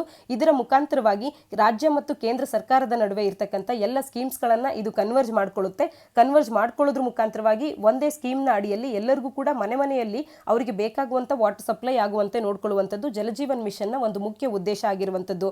ಲೋಕಲ್ ಇನ್ಫ್ರಾಸ್ಟ್ರಕ್ಚರ್ ಅನ್ನ ಕ್ರಿಯೇಟ್ ಮಾಡುವಂತದ್ದು, ರೈನ್ ವಾಟರ್ ಹಾರ್ವೆಸ್ಟಿಂಗ್ ಅಂದ್ರೆ ಮಳೆ ನೀರು ಕೊಯ್ಲನ್ನ ಮಾಡುವಂತ ವಿಚಾರವಾಗಿರ್ಬೋದು, ಮತ್ತು ಅಂತರ್ಜಲದ ನೀರಿನ ಮಟ್ಟವನ್ನ ವೃದ್ಧಿ ಮಾಡುವಂತ ವಿಚಾರದಲ್ಲಿ ಆಗಿರ್ಬೋದು, ಅಥವಾ ಹೌಸ್ ಹೋಲ್ಡ್ ವೇಸ್ಟ್ ವಾಟರ್ ಏನಿದೆ ಇದನ್ನ ರಿಯೂಸ್ ಮಾಡುವಂತ ವಿಚಾರದಲ್ಲಿ ಮ್ಯಾನೇಜ್ಮೆಂಟ್ ಅನ್ನ ಮಾಡುವಂತದ್ದಾಗಿರ್ಬೋದು, ಅಗ್ರಿಕಲ್ಚರ್ಗೆ ಈ ಹೌಸ್ ಹೋಲ್ಡ್ ವೇಸ್ಟ್ ವಾಟರ್ ಅನ್ನ ರಿಯೂಸ್ ಮಾಡುವಂತದ್ದಾಗಿರ್ಬೋದು. ಈ ಎಲ್ಲ ವಿಚಾರವಾಗಿ ಕೆಲವೊಂದು ಲೋಕಲ್ ಇನ್ಫ್ರಾಸ್ಟ್ರಕ್ಚರ್ ಅನ್ನ ಕೂಡ ಕ್ರಿಯೇಟ್ ಮಾಡಬೇಕು ಅಂತ ಹೇಳಿ ಜಲಜೀವನ್ ಮಿಷನ್ ಅಡಿಯಲ್ಲಿ ಯೋಜನೆಯನ್ನ ಹಾಕಿಕೊಂಡಿರುವಂತದ್ದು. ಇದರ ಫಂಡಿಂಗ್ ಪ್ಯಾಟರ್ನ್ ಯಾವ ರೀತಿ ಇರುತ್ತೆ ಅಂತಂದ್ರೆ ಯೂನಿಯನ್ ಟೆರಿಟರೀಸ್ ಎಲ್ಲವಕ್ಕೂ ಕೂಡ 100% ಫಂಡಿಂಗ್ ಅನ್ನುವಂಥದ್ದನ್ನ ಕೇಂದ್ರ ಸರ್ಕಾರದವರೇ ಮಾಡ್ತಾರೆ. ಹಿಮಾಲಯನ್ ಸ್ಟೇಟ್ಸ್ ಮತ್ತು ನಾರ್ತ್ ಈಸ್ಟರ್ನ್ ಸ್ಟೇಟ್ಸ್ ಗಳಿಗೆ 90% ಫಂಡಿಂಗ್ ಅನ್ನ ಕೇಂದ್ರ ಸರ್ಕಾರದವರು ಮಾಡಿದ್ರೆ ಇನ್ನುಳಿದಂತ 10% ಅನ್ನ ಅಲ್ಲಿನ ರಾಜ್ಯಗಳು ಹಾಕೊಳ್ಬೇಕಾಗತ್ತೆ. ಇನ್ನುಳಿದಂತ ಎಲ್ಲ ರಾಜ್ಯಗಳಿಗೂ ಕೂಡ ಕೇಂದ್ರ ಸರ್ಕಾರದವರು 50% ಹಣವನ್ನ ನೀಡಿದ್ರೆ ರಾಜ್ಯ ಸರ್ಕಾರದವರು ಇನ್ನುಳಿದಂತ 50% ಹಣವನ್ನ ಹಾಕೊಳ್ಬೇಕಾಗತ್ತೆ. ಈ ಮಿಷನ್ನಿನ ಇನ್ಸ್ಟಿಟ್ಯೂಷನಲ್ ಅರೇಂಜ್ಮೆಂಟ್ ಯಾವ ರೀತಿ ಇರುತ್ತೆ ಅಂತಂದರೆ, ರಾಷ್ಟ್ರ ಮಟ್ಟದಲ್ಲಿ ನ್ಯಾಷನಲ್ ಜಲ್ ಜೀವನ್ ಮಿಷನ್ ಅನ್ನು ನಾವು ಕಾಣ್ಬೋದಾಗುತ್ತೆ, ಹಾಗೂ ರಾಜ್ಯ ಮಟ್ಟದಲ್ಲಿ ಸ್ಟೇಟ್ ವಾಟರ್ ಮತ್ತು ಸ್ಯಾನಿಟೇಷನ್ ಮಿಷನ್ ಅನ್ನು ಕಾಣ್ಬೋದಾಗುತ್ತೆ. ಜಿಲ್ಲಾ ಮಟ್ಟಕ್ಕೆ ಬಂದಾಗ ಡಿಸ್ಟ್ರಿಕ್ಟ್ ವಾಟರ್ ಮತ್ತು ಸ್ಯಾನಿಟೇಷನ್ ಮಿಷನ್ ಅನ್ನು ಕಾಣ್ಬೋದಾಗುತ್ತೆ. ಪ್ರತಿಯೊಂದು ಹಳ್ಳಿಯಲ್ಲೂ ಸಮೇತ ವಿಲೇಜ್ ವಾಟರ್ ಸ್ಯಾನಿಟೇಷನ್ ಕಮಿಟಿಯನ್ನು ನಾವು ನೋಡಬಹುದಾಗುತ್ತೆ. ಎವ್ರಿ ವಿಲೇಜ್ ಅಲ್ಲೂ ಕೂಡ ವಿಲೇಜ್ ಆಕ್ಷನ್ ಪ್ಲಾನ್ ಅನ್ನು ಕ್ರಿಯೇಟ್ ಮಾಡೋದ್ರ ಮುಖಾಂತರವಾಗಿ 3 ಕಾಂಪೊನೆಂಟ್ಗಳನ್ನು ಈ ವಿಲೇಜ್ ಆಕ್ಷನ್ ಪ್ಲಾನ್ ಅನ್ನುವಂಥದ್ದು ಒಳಗೊಂಡಿರಬೇಕಾಗುತ್ತೆ. ಒಂದು ವಾಟರ್ ಸೋರ್ಸ್ ಮತ್ತು ಇದರ ಮೇಂಟೆನೆನ್ಸ್, ನೀರಿನ ಮೂಲ ಮತ್ತು ಇದರ ಮೇಂಟೆನೆನ್ಸ್ ಯಾವ ರೀತಿ ಆಗ್ತಾ ಇದೆ ಅನ್ನುವಂಥದ್ದು. ಮತ್ತೊಂದು ನೀರು ಸರಬರಾಜು, ವಾಟರ್ ಸಪ್ಲೈನ ವಿಚಾರವಾಗಿ. ಮತ್ತೊಂದು ಡೊಮೆಸ್ಟಿಕ್ ವೇಸ್ಟ್ ವಾಟರ್ ಅನ್ನ ಮ್ಯಾನೇಜ್ ಮಾಡುವಂತ ವಿಚಾರವಾಗಿ ಗ್ರೇ ವಾಟರ್ ಮ್ಯಾನೇಜ್ಮೆಂಟ್ ಅನ್ನುವಂಥದ್ದು. ಈ 3 ಕಾಂಪೊನೆಂಟ್ಸ್ ಗಳನ್ನ ಒಳಗೊಂಡಂತ ವಿಲೇಜ್ ಆಕ್ಷನ್ ಪ್ಲಾನ್ ಅನ್ನುವಂಥದ್ದು ಎಲ್ಲ ವಿಲೇಜ್ ನಲ್ಲೂ ಕೂಡ ಪ್ರಿಪೇರ್ ಆಗಬೇಕಾಗುತ್ತೆ. ಇದಿಷ್ಟು ಈ ಜಲಜೀವನ್ ಮಿಷನ್ ಅಡಿಯಲ್ಲಿರುವಂತಹ ಇನ್ಸ್ಟಿಟ್ಯೂಷನಲ್ ಅರೇಂಜ್ಮೆಂಟ್ ಆಗಿದೆ. ಈ ಒಂದು ಮಿಷನ್ ನ ಆಧಾರದ ಮೇಲೆ ಒಂದು ಪ್ರಿಲಿಮ್ಸ್ ಪ್ರಶ್ನೆಯನ್ನು ನಾವು ನೋಡೋದಾದ್ರೆ, ಈ ಕೆಳಗಿನ ಯಾವ ಹೇಳಿಕೆ ಜಲಜೀವನ್ ಮಿಷನ್ಗೆ ಕುರಿತಂತೆ ಇನ್ಕರೆಕ್ಟ್ ಆಗಿದೆ, ತಪ್ಪಾಗಿದೆ ಅನ್ನೋದನ್ನ ಗುರುತಿಸಬೇಕಾಗುತ್ತೆ. ಇಲ್ಲಿ 3ನೇ ವಾಕ್ಯ ಹೇಳುತ್ತೆ, fund sharing is in 60-40 ratio for states other than Himalayan and north eastern states ಅಂತ ಹೇಳಿ. ಈಶಾನ್ಯ ರಾಜ್ಯಗಳು ಮತ್ತು ಹಿಮಾಲಯ ರಾಜ್ಯಗಳನ್ನ ಹೊರತುಪಡಿಸಿದ್ರೆ ಇನ್ನುಳಿದಂತ ಎಲ್ಲ ರಾಜ್ಯಗಳು ಕೂಡ ಕೇಂದ್ರ ಸರ್ಕಾರದವರು 60ರಷ್ಟು ಫಂಡಿಂಗ್ ಅನ್ನ ಮಾಡಿದ್ರೆ ರಾಜ್ಯ ಸರ್ಕಾರಗಳು 40ರಷ್ಟು ಫಂಡಿಂಗ್ ಅನ್ನ ಮಾಡಬೇಕು ಅಂತ ಹೇಳಿ ಈ ವಾಕ್ಯ ಹೇಳ್ತಾ ಇರುವಂತದ್ದು ತಪ್ಪಾಗಿದೆ. ಯಾಕೆಂದ್ರೆ ಇನ್ನುಳಿದಂತ ಎಲ್ಲ ರಾಜ್ಯಗಳು ಕೂಡ ಕೇಂದ್ರ ಸರ್ಕಾರದವರು 50% ಹಣವನ್ನ ಹಾಕಿದ್ರೆ ಇನ್ನುಳಿದಂತ 50% ಹಣವನ್ನ ಇನ್ವೆಸ್ಟ್ ಮಾಡಬೇಕಾಗಿರುವಂತದ್ದು ರಾಜ್ಯ ಸರ್ಕಾರದವರಾಗಿರ್ತಾರೆ. ಹಾಗಾಗಿ 50-50 ರೇಷಿಯೋದಲ್ಲಿ ಇರೋದ್ರಿಂದ 60-40 ರೇಷಿಯೋ ಅನ್ನುವಂಥದ್ದು ತಪ್ಪಾಗುತ್ತೆ. ಇಲ್ಲಿ 3ನೇ ವಾಕ್ಯ ತಪ್ಪಾಗಿರೋದ್ರಿಂದ ಆಪ್ಷನ್ ಸಿ ಅನ್ನುವಂಥದ್ದು ಸರಿಯಾದ ಉತ್ತರ ಆಗುತ್ತೆ. ಕಡೆಯ TNA ಆರ್ಟಿಕಲ್ನಲ್ಲಿ violence rose after Afghan deal ಅಂತ ಹೇಳಿ UN ಅವರು ಹೇಳ್ತಾ ಇರೋದನ್ನ ಗಮನಿಸಬಹುದಾಗುತ್ತೆ. ಇದನ್ನ ನಾವು GS ಪೇಪರ್ 2 ನ ಅಡಿಯಲ್ಲಿ ಇಂಟರ್ನ್ಯಾಷನಲ್ ರಿಲೇಷನ್ಸ್ ಅನ್ನುವಂಥ ಸಿಲೆಬಸ್ ನ ಅಡಿಯಲ್ಲಿ ಓದ್ಕೋಬಹುದಾಗುತ್ತೆ. ಇಲ್ಲಿ ಅಫ್ಘಾನಿಸ್ತಾನದಲ್ಲಿ US ಮತ್ತು ತಾಲಿಬಾನ್ನ ನಡುವೆ ನಡೆದಂತ ಪೀಸ್ ಟಾಕ್ ನ ನಂತರದಲ್ಲಿ ಅಲ್ಲಿರುವಂತ ಹಿಂಸಾಚಾರ ಅನ್ನುವಂಥದ್ದೇನು ಕಡಿಮೆ ಆಗಿಲ್ಲ. ಹಿಂಸಾಚಾರ ಅನ್ನುವಂಥದ್ದು ಅಥವಾ ವೈಲೆನ್ಸ್ ಅನ್ನುವಂಥದ್ದು ಇನ್ನೂ ಕೂಡ ಸರ್ಜಾಗಿದೆ ಅನ್ನುವಂಥದ್ದನ್ನ UN ಅವರು ಹೇಳ್ತಾ ಇರೋದನ್ನ ಗಮನಿಸಬಹುದಾಗುತ್ತೆ. ಯುನೈಟೆಡ್ ನೇಷನ್ಸ್ ಅಸಿಸ್ಟೆನ್ಸ್ ಮಿಷನ್ ಇನ್ ಅಫ್ಘಾನಿಸ್ತಾನದವರು ತಂದಿರುವಂತಹ ಒಂದು ರಿಪೋರ್ಟ್ನ ಪ್ರಕಾರವಾಗಿ ಫೆಬ್ರವರಿ 29ರ ಅಕಾರ್ಡ್ನ ನಂತರದಲ್ಲಿ ಒಂದಷ್ಟು ಮಟ್ಟಿಗೆ ರಿಲೇಟಿವ್ ಕಾಮ್ನೆಸ್ ಅನ್ನ ಅಫ್ಘಾನ್ ರೀಜನ್ ಅನ್ನುವಂಥದ್ದು ಎಂಜಾಯ್ ಮಾಡಿತ್ತು. ಆದರೆ ಮತ್ತೆ ಈ ಕಾನ್ಫ್ಲಿಕ್ಟ್ ಅನ್ನುವಂಥದ್ದು ರೆಸ್ಯೂಮ್ ಆಗೋದ್ರ ಮುಖಾಂತರವಾಗಿ ಮಲ್ಟಿಪಲ್ ಕಾಲ್ಸ್ಗಳು ಅಟ್ಲೀಸ್ಟ್ ರಂಜಾನ್ನ ಸಮಯದಲ್ಲಿ ಸೀಸ್ ಫೈರ್ ಅನ್ನುವಂಥದ್ದು ಮಾಡಲಿ ಅಂತ ಹೇಳಿ ಮಿಲಿಟೆಂಟ್ ಗ್ರೂಪ್ನ ಮೇಲೆ ಮಲ್ಟಿಪಲ್ ಕಾಲ್ಸ್ಗಳು ಬಂದರೂ ಕೂಡ ಅದನ್ನ ರಿಜೆಕ್ಟ್ ಮಾಡೋದ್ರ ಮುಖಾಂತರವಾಗಿ ಈ ಸೀಸ್ ಫೈರ್ ಅನ್ನುವಂಥದ್ದು ಬ್ರೇಕ್ ಆಗ್ತಾನೆ ಇದೆ. ಈಗಾಗಲೇ ಅಫ್ಘಾನಿಸ್ತಾನದಲ್ಲಿ ಈ ಹೊಸ ವರ್ಷದ ಕಳೆದ 3 ತಿಂಗಳಲ್ಲೇ 500 ಸಿವಿಲಿಯನ್ಸ್ಗಳು ಸಾವಿಗೀಡಾಗಿದ್ದಾರೆ, 700 ಮಂದಿ ಇಂಜೂರ್ ಆಗಿರೋದನ್ನ ಕೂಡ ಗಮನಿಸಬಹುದಾಗುತ್ತೆ ಅಂತ ಹೇಳಿ ಈ ಯುನೈಟೆಡ್ ನೇಷನ್ಸ್ ಅಸಿಸ್ಟೆನ್ಸ್ ಮಿಷನ್ ಇನ್ ಅಫ್ಘಾನಿಸ್ತಾನವರ ರಿಪೋರ್ಟ್ ಅನ್ನುವಂಥದ್ದು ಟ್ರ್ಯಾಕ್ ಮಾಡ್ತಾ ಇರುವಂಥದ್ದು. ಇದು ನಮಗೆ ಏನು ತೋರಿಸುತ್ತೆ ಅಂದರೆ, US ಮತ್ತು ಅಫ್ಘಾನಿಸ್ತಾನದಲ್ಲಿರುವಂಥ ತಾಲಿಬಾನ್ನ ನಡುವೆ ನಡೆದಂಥ ಪೀಸ್ ಟಾಕ್ನಿಂದಾಗಿ ಆ ಪ್ರದೇಶದಲ್ಲಿ ಇನ್ನೂ ಕೂಡ ಪೀಸ್ ಅನ್ನುವಂಥದ್ದು ಬಂದಿಲ್ಲ ಅನ್ನೋದನ್ನ ನಾವಿಲ್ಲಿ ಗಮನಿಸಬಹುದಾಗುತ್ತೆ. ಈ ಆರ್ಟಿಕಲ್ನ ಹಿನ್ನೆಲೆಯಲ್ಲಿ US ಮತ್ತು ತಾಲಿಬಾನ್ನವರ ನಡುವೆ ನಡೆದಂಥ ಪೀಸ್ ಡೀಲ್ನಲ್ಲಿ ಇದ್ದಂಥ ಕೀ ಎಲಿಮೆಂಟ್ಸ್ಗಳು ಯಾವುದು ಅಂತ ನೋಡೋಣ. ಈ ಅಗ್ರಿಮೆಂಟ್ ಅನ್ನುವಂಥದ್ದು ಮುಂದಿನ 14 ತಿಂಗಳುಗಳಿಗೋಸ್ಕರ ಒಂದು ಕೋರ್ಸ್ ಅನ್ನ ಸೆಟ್ ಔಟ್ ಮಾಡೋದಕ್ಕೆ ಅಂತ ಹೇಳಿ ನಡೆದಂಥ ಒಂದು ಅಗ್ರಿಮೆಂಟ್ ಆಗಿತ್ತು. ಇದರ ಮುಖಾಂತರವಾಗಿ ಅಫ್ಘಾನ್ ಗವರ್ಮೆಂಟ್ ಮತ್ತು ತಾಲಿಬಾನ್ನ ನಡುವೆ ಸೀಸ್ ಫೈರ್ನ ಕಾಂಪ್ರಿಹೆನ್ಸಿವ್ ಸೀಸ್ ಫೈರ್ ಅಗ್ರಿಮೆಂಟ್ ಅನ್ನುವಂಥದ್ದು ಆಗಿದ್ದನ್ನು ಕೂಡ ಗಮನಿಸಬಹುದಾಗುತ್ತೆ. ತಾಲಿಬಾನ್ನವರು ಸೆಕ್ಯೂರಿಟಿ ಗ್ಯಾರಂಟಿಯನ್ನ ನೀಡಿದ್ದೇ ಆದ್ರೆ ಮತ್ತು ಸೀಸ್ ಫೈರ್ಗೆ ಒಪ್ಕೊಂಡಿದ್ದೇ ಆದಲ್ಲಿ ವಿತ್ಡ್ರಾವಲ್ ಮಾಡೋದಕ್ಕೆ ಅಂದ್ರೆ ತಾಲಿಬಾನ್ನಲ್ಲಿರ್ತಕ್ಕಂಥ ಎಲ್ಲ ಫಾರಿನ್ ಫೋರ್ಸಸ್ಗಳನ್ನು ವಿತ್ಡ್ರಾವಲ್ ಮಾಡೋದಕ್ಕೆ ಒಂದು ಟೈಮ್ ಲೈನ್ ಅನ್ನು ಕೂಡ ಕ್ಯಾರಿ ಔಟ್ ಮಾಡಲಾಗುತ್ತೆ ಅಂತ ಹೇಳಿ ಈ ಅಗ್ರಿಮೆಂಟ್ ನಲ್ಲಿ ಡಿಸೈಡ್ ಮಾಡಲಾಗಿತ್ತು. ಈ ಅಗ್ರಿಮೆಂಟ್ನ ಮುಖಾಂತರವಾಗಿ ಇದು ಇಂಟ್ರಾ ಅಫ್ಘಾನ್ ಡೈಲಾಗ್ ಅನ್ನು ಕೂಡ ಫೆಸಿಲಿಟೇಟ್ ಮಾಡೋದಾಗಿತ್ತು. ಈ ಇಂಟ್ರಾ ಅಫ್ಘಾನ್ ನೆಗೋಷಿಯೇಷನ್ಸ್ಗಳಲ್ಲಿ ಈ ಡೈಲಾಗ್ ಅಲ್ಲಿ ಏನು ಡಿಸ್ಕಸ್ ಮಾಡೋರಿದ್ರು ಅಂತಂದ್ರೆ, ಪರ್ಮನೆಂಟ್ ಆಗಿ ಈಗ ಮಾಡಿರ್ತಕ್ಕಂಥ ಅಗ್ರಿಮೆಂಟ್ ಏನಂದ್ರೆ ಮುಂದಿನ 14 ತಿಂಗಳ ಕಾಲ ಕಾಂಪ್ರಿಹೆನ್ಸಿವ್ ಸೀಸ್ ಫೈರ್ ಅನ್ನ ಅಫ್ಘಾನ್ ಗವರ್ಮೆಂಟ್ ಮತ್ತು ತಾಲಿಬಾನ್ನ ನಡುವೆ ಆಗೋದನ್ನ ನಾವು ಈ ಅಗ್ರಿಮೆಂಟ್ ನಲ್ಲಿ ಈಗ ಗಮನಿಸಬಹುದಾಗುತ್ತೆ. ಆದ್ರೆ ಇಲ್ಲಿರುವಂತಹ ಇಂಟ್ರಾ ಅಫ್ಘಾನ್ ಡೈಲಾಗ್ ನ ಮುಖಾಂತರವಾಗಿ ತಾಲಿಬಾನ್ ಮತ್ತು ಅಫ್ಘಾನಿಸ್ತಾನ್ ಸರ್ಕಾರದವರು ಒಂದು ನೆಗೋಷಿಯೇಷನ್ಸ್ ಅನ್ನ ಮಾಡೋದ್ರ ಮುಖಾಂತರವಾಗಿ ಮುಂದಿನ ದಿನಗಳಲ್ಲಿ ಪರ್ಮನೆಂಟ್ ಆಗಿ ಮತ್ತು ಕಾಂಪ್ರಿಹೆನ್ಸಿವ್ ಸೀಸ್ ಫೈರ್ ಅನ್ನ ತರೋದಕ್ಕೆ ಡೆಡ್ಲೈನ್ ಅನ್ನ ಮತ್ತು ಮುಂದಿನ ದಿನಗಳಲ್ಲಿ ಫ್ಯೂಚರ್ ಪೊಲಿಟಿಕಲ್ ರೋಡ್ ಮ್ಯಾಪ್ ಹೇಗಿರಬೇಕು ಅಫ್ಘಾನಿಸ್ತಾನದ್ದು ಅನ್ನೋದ್ರ ಕುರಿತಾಗಿ ಕೂಡ ಒಂದು ಅಗ್ರಿಮೆಂಟ್ ಅನ್ನ ಮಾಡೋದ್ರ ಕುರಿತಾಗಿ ನೆಗೋಷಿಯೇಷನ್ಸ್ ಗಳನ್ನ ಈ ಇಂಟ್ರಾ ಅಫ್ಘಾನ್ ಡೈಲಾಗ್ ಅನ್ನುವಂಥದ್ದು ಒಳಗೊಂಡಿರಬಹುದಾಗಿತ್ತು. ಈ ಇಂಟ್ರಾ ಅಫ್ಘಾನ್ ಡೈಲಾಗ್ ಅನ್ನ ಕೂಡ ಈ ಒಂದು ಅಗ್ರಿಮೆಂಟ್ ಫೆಸಿಲಿಟೇಟ್ ಮಾಡ್ತಾ ಇತ್ತು. ಈ ಅಗ್ರಿಮೆಂಟ್ಗೆ ಒಪ್ಕೊಳ್ಳೋದ್ರ ಇಂಟರ್ನ್ ಆಗಿ ತಾಲಿಬಾನ್ನವರು ತನ್ನ 5,000 ಫೈಟರ್ಸ್ ಗಳನ್ನ ಅಫ್ಘಾನಿನ ಜೈಲ್ಸ್ಗಳಿಂದ ಬಿಡುಗಡೆ ಮಾಡಬೇಕು ಅನ್ನುವಂಥ ಡಿಮ್ಯಾಂಡ್ ಅನ್ನ ಕೂಡ ಮಾಡಿತ್ತು. ಯುನೈಟೆಡ್ ಸ್ಟೇಟ್ಸ್ನವರಿಗೆ ಇಲ್ಲಿಂದ ಅಂದ್ರೆ ಅಫ್ಘಾನಿಸ್ತಾನದಿಂದ ತನ್ನ ಟ್ರೂಪ್ಸ್ಗಳನ್ನ ವಿತ್ಡ್ರಾವಲ್ ಮಾಡಿಕೊಳ್ಳುವಂತ ಒಂದು ನೀಡ್ ಮತ್ತು ಅರ್ಜೆನ್ಸಿ ಇತ್ತು. ಈ ವಿಚಾರವಾಗಿ ಯುನೈಟೆಡ್ ಸ್ಟೇಟ್ಸ್ನವರು ತಾಲಿಬಾನ್ನವರೊಟ್ಟಿಗೆ ಒಂದು ಪೀಸ್ ಡೀಲ್ ಅನ್ನ ಮಾಡಿದ್ರು ಕೂಡ ಈಗ ಈ ಪೀಸ್ ಡೀಲ್ ನ ನಂತರದಲ್ಲೂ ಕೂಡ ವೈಲೆನ್ಸ್ ಅನ್ನುವಂಥದ್ದು ಸರ್ಜಾಗ್ತಾ ಇದೆ ಅನ್ನೋದನ್ನ ಯುನೈಟೆಡ್ ನೇಷನ್ ನ ಒಂದು ರಿಪೋರ್ಟ್ ಅನ್ನುವಂಥದ್ದು ಹೊರತಂದಿರೋದನ್ನ ಇಲ್ಲಿ ನಾವು ಗಮನದಲ್ಲಿ ಇಟ್ಕೊಂಡ್ರೆ ಸಾಕಾಗುತ್ತೆ. ಡೈಲಿ ಎಡಿಟೋರಿಯಲ್ ಎಂರಿಚ್ಮೆಂಟ್ ಪ್ರೋಗ್ರಾಂನ ಅಡಿಯಲ್ಲಿ ಇಂದಿನ ಮೊದಲ editorial the script of disruption and a new order ಅನ್ನೋದಾಗಿದೆ. ಇದನ್ನು ನಾವು GS ಪೇಪರ್ 2ನ ಅಡಿಯಲ್ಲಿ international relations, effects of policies and politics of developed and developing countries on India's interest ಅನ್ನುವಂಥ ಸಿಲೆಬಸ್ನ ಅಡಿಯಲ್ಲಿ ಓದ್ಕೋಬಹುದಾಗುತ್ತೆ. ಕೋವಿಡ್-19ನ ಪ್ಯಾಂಡಮಿಕ್ ಅನ್ನುವಂಥದ್ದು ಇಷ್ಟು ವ್ಯಾಪಕವಾಗಿ ಹರಡಿರುವಂಥ ಹಿನ್ನೆಲೆಯಲ್ಲಿ ಇಡೀ ಜಗತ್ತು ಕೋವಿಡ್-19ನ ನಂತರದಲ್ಲೂ ಕೂಡ ಹಲವಾರು ಬದಲಾವಣೆಗಳನ್ನು ಎದುರಿಸಬೇಕಾಗತ್ತೆ. ಹಲವಾರು ಬದಲಾವಣೆಗಳನ್ನು ಜಗತ್ತಿನಲ್ಲಿ ನಾವು ಕಾಣಬಹುದಾಗುತ್ತೆ. ಈಗ ಕೋವಿಡ್-19 ಅನ್ನುವಂಥದ್ದು ಇಷ್ಟು ವ್ಯಾಪಕವಾಗಿ ಹರಡಿರುವಂಥ ಹಿನ್ನೆಲೆಯಲ್ಲಿ ಈ ಎಡಿಟೋರಿಯಲ್ನಲ್ಲಿ ಲೇಖಕರು ಎಲ್ಲ ಜಗತ್ತು ಕೂಡ ಗ್ಲೋಬಲ್ ಇನ್ಸ್ಟಿಟ್ಯೂಟ್ಸ್ಗಳಾದಂಥ UN ಸೆಕ್ಯೂರಿಟಿ ಕೌನ್ಸಿಲ್ ಆಗಿರ್ಬೋದು ಅಥವಾ WHO ಆಗಿರ್ಬೋದು, ಇಂಥ ಇನ್ಸ್ಟಿಟ್ಯೂಟ್ಗಳು ಸರಿಯಾಗಿ ಕೆಲಸ ಮಾಡದ ಹೊರತಾಗಿ ಈ ರೀತಿಯಾದಂಥ ವ್ಯಾಪಕವಾಗಿ ಪ್ಯಾಂಡಮಿಕ್ ಅನ್ನುವಂಥದ್ದು ಹರಡೋದಕ್ಕೆ ಆಗಿದೆ ಅಂಥೇಳಿ ಗ್ಲೋಬಲ್ ಇನ್ಸ್ಟಿಟ್ಯೂಟ್ಸ್ಗಳಾದಂಥ WHO ಮತ್ತು UNSCಯ ಮೇಲೆ ಜಗತ್ತಿನ ಎಲ್ಲ ರಾಷ್ಟ್ರಗಳು ಬೆರಳು ಮಾಡ್ತಿರೋದನ್ನು ಕೂಡ ಈ ಆರ್ಟಿಕಲ್ನಲ್ಲಿ ಮೆನ್ಷನ್ ಮಾಡಿರುವಂಥದ್ದು. ಕೋವಿಡ್-19ನಿಂದಾಗಿ ಮುಂದಿನ ದಿನಗಳಲ್ಲಿ ಡ್ರಾಸ್ಟಿಕ್ ಆಗಿ ಇಡೀ ಜಗತ್ತಿನ ಮೇಲೆ ಇಂಪ್ಯಾಕ್ಟ್ ಅನ್ನುವಂಥದ್ದು ಆಗುತ್ತೆ. ಅದು ಯಾವ ರೀತಿಯಾಗಿರುತ್ತೆ ಅಂತ ಅಂದರೆ ಎಕನಾಮಿಕ್ ಮತ್ತು ಪೊಲಿಟಿಕಲ್ ಇಂಪ್ಯಾಕ್ಟ್ಸ್ಗಳು ಯಾವುದು ಅಂತ ನೋಡೋದಾದರೆ, ಈಗಾಗಲೇ ವರ್ಲ್ಡ್ ಬ್ಯಾಂಕ್ ಪ್ರೆಡಿಕ್ಟ್ ಮಾಡಿರೋ ಪ್ರಕಾರವಾಗಿ ಭಾರತದ GDPಯ ಗ್ರೋತ್ ರೇಟನ್ನು ನೋಡಿದ್ರೆ ಇದು ಬಹಳನೇ ಕಡಿಮೆ ಆಗುತ್ತೆ ಮುಂದಿನ ವರ್ಷಗಳಲ್ಲಿ ನಾವು ಈ ಹಿಂದೆ ಪ್ರೆಡಿಕ್ಟ್ ಮಾಡಿದ್ದಕ್ಕಿಂತ ಹೋಲಿಸಿದಾಗ. ಅದೇ ರೀತಿಯಾಗಿ ಹಲವಾರು ರಾಷ್ಟ್ರಗಳಿಗೆ ನೆಗೆಟಿವ್ ಗ್ರೋತ್ ರೇಟನ್ನು ಕೂಡ ಪ್ರೆಡಿಕ್ಟ್ ಮಾಡಲಾಗಿದೆ. ಇದನ್ನು ಗಮನಿಸಿದ್ರೆ ಗೊತ್ತಾಗುತ್ತೆ ಕೋವಿಡ್-19ನ ಇಂಪ್ಯಾಕ್ಟ್ ಅನ್ನುವಂಥದ್ದು ಎಷ್ಟು ಆಳವಾಗಿ ಆಗುತ್ತೆ, ಎಷ್ಟೊಂದು ಮಟ್ಟಿಗಿನ ನೆಗೆಟಿವ್ ಇಂಪ್ಯಾಕ್ಟ್ ಅನ್ನುವಂಥದ್ದು ಇಡೀ ಜಗತ್ತಿನ ಗ್ಲೋಬಲ್ ಕಂಟ್ರೀಸ್ಗಳ ಮೇಲೆ ಬೀರುತ್ತೆ ಅನ್ನೋದನ್ನ. ಅಂದ್ರೆ ಎಲ್ಲ ರಾಷ್ಟ್ರಗಳಿಗೂ ಕೂಡ ಅವರ ರಾಷ್ಟ್ರಗಳೇ ಇಂಪಾರ್ಟೆಂಟ್ ಆಗುತ್ತೆ. ಈಗೇನು ನಾವು ಗ್ಲೋಬಲ್ ಕಮ್ಯುನಿಟಿ ಅನ್ನುವಂಥ ಒಂದು ಕಾನ್ಸೆಪ್ಟ್ ಅನ್ನ, ಇಡೀ ಜಗತ್ತೇ ಒಂದು ಕಮ್ಯುನಿಟಿಯಾಗಿ ಇರುವಂತ ಒಂದು ಕಾನ್ಸೆಪ್ಟಿನ ಕೂಸನ್ನ ಬೆಳೆಸ್ತಾ ಇದ್ವಿ. ಇದನ್ನ ಕೂಡ ಮುಂದಿನ ದಿನಗಳಲ್ಲಿ ನಾವು ಕಾಣೋದಕ್ಕೆ ಸಾಧ್ಯ ಆಗಲ್ಲ. ಯಾಕೆಂದ್ರೆ ಈ ಪ್ಯಾಂಡಮಿಕ್ ನ ಇಂಪ್ಯಾಕ್ಟ್ ನಿಂದಾಗಿ ಎಲ್ಲ ದೇಶಗಳು ಕೂಡ ಎಕನಾಮಿಕ್ ಪ್ರಾಬ್ಲಮ್ಸ್ ಗಳನ್ನ ಹೊಂದೋದ್ರಿಂದ ಎಲ್ಲ ದೇಶಗಳಲ್ಲೂ ಕೂಡ ಜಾಬ್ ಲಾಸ್ ಆಗಿರ್ಬೋದು, ಗ್ರೋತ್ ಅನ್ನುವಂಥದ್ದು ಕಡಿಮೆ ಆಗೋದಾಗಿರ್ಬೋದು, ಈ ರೀತಿಯ ಸಮಸ್ಯೆಗಳು ಬರೋದ್ರಿಂದ ಎಲ್ಲರಿಗೂ ಕೂಡ ತಮ್ಮ ತಮ್ಮ ಸಮಸ್ಯೆಗಳನ್ನ ನಿವಾರಣೆ ಮಾಡಿಕೊಳ್ಳೋದೇ ಇಂಪಾರ್ಟೆನ್ಸ್ ಅನ್ನ ಹೊಂದಿರುತ್ತೆ. ಹಾಗಾಗಿ ಗ್ಲೋಬಲ್ ಕಮ್ಯುನಿಟಿ ಅನ್ನುವಂಥ ಒಂದು ಕಾನ್ಸೆಪ್ಟ್ ಕೂಡ ಮರೆಯಾಗಬಹುದು ಮುಂದಿನ ದಿನಗಳಲ್ಲಿ ಈ ಪ್ಯಾಂಡಮಿಕ್ ನಿಂದಾಗಿ ಅಂತ ಹೇಳಿ ಈ ಲೇಖಕರ ಅಭಿಪ್ರಾಯ ಆಗಿರುವಂಥದ್ದು. ಎಲ್ಲ ದೇಶಗಳ ಆರ್ಥಿಕತೆಗಳು ಕುಗ್ಗಿ ಹೋಗುತ್ತೆ, ಕಾಂಟ್ರಾಕ್ಷನ್ ಆಫ್ ಎಕಾನಮಿ ಆಗಿರ್ಬೋದು ಮತ್ತು ಹಲವಾರು ಸೆಕ್ಟರ್ಗಳಲ್ಲಿ ಲಕ್ಷಾಂತರ ಜಾಬ್ಸ್ಗಳನ್ನುವಂಥದ್ದು ಎಲ್ಲ ದೇಶಗಳಲ್ಲೂ ಕೂಡ ಕಳ್ಕೊಳ್ಳುವಂಥದ್ದಾಗಿರ್ಬೋದು. ಇಂಥ ಸಮಸ್ಯೆಗಳನ್ನ ಎದುರಿಸಬೇಕಾಗತ್ತೆ. ಈಗೇನು ಸಾರ್ವಜನಿಕ ಹಿತಾಸಕ್ತಿಗೋಸ್ಕರ ಸರ್ಕಾರ ಕೆಲಸಗಳನ್ನು ಮಾಡ್ತಾ ಇತ್ತು, ಈ ರೀತಿ ಪಬ್ಲಿಕ್ ಗುಡ್ಗೋಸ್ಕರ ಸರ್ಕಾರ ಮಾಡುವಂಥ ಕೆಲಸಗಳ ರೋಲ್ ಏನಿತ್ತು, ಸರ್ಕಾರದ ರೋಲ್ ಅನ್ನುವಂಥದ್ದು ಇನ್ನು ಮುಂದೆ ಬಹಳ ಹೆಚ್ಚಿನ ಮಟ್ಟವನ್ನು ತಲುಪ. ಕೋವಿಡ್-19ನ ಹಿನ್ನೆಲೆಯಲ್ಲಿ ಈಗಾಗಲೇ ಸರ್ಕಾರದವರು ಈ ಪಬ್ಲಿಕ್ ಹೆಲ್ತ್ ಅನ್ನು ಮೇಂಟೈನ್ ಮಾಡುವಲ್ಲಿ ಬಹಳನೇ ಇನ್ವಾಲ್ವ್ ಆಗ್ತಿರೋದನ್ನ ನಾವೇನು ಗಮನಿಸ್ತಾ ಇದ್ದೇವೆ. ಇದೇ ರೀತಿಯಾದಂಥ ಒಂದು ಕಂಡೀಷನ್ ಅನ್ನುವಂಥದ್ದು ಇನ್ನು ಮುಂದೂ ಕೂಡ ಪ್ರಿವೈಲ್ ಆಗೋದನ್ನು ನಾವು ಕಾಣಬಹುದಾಗುತ್ತೆ.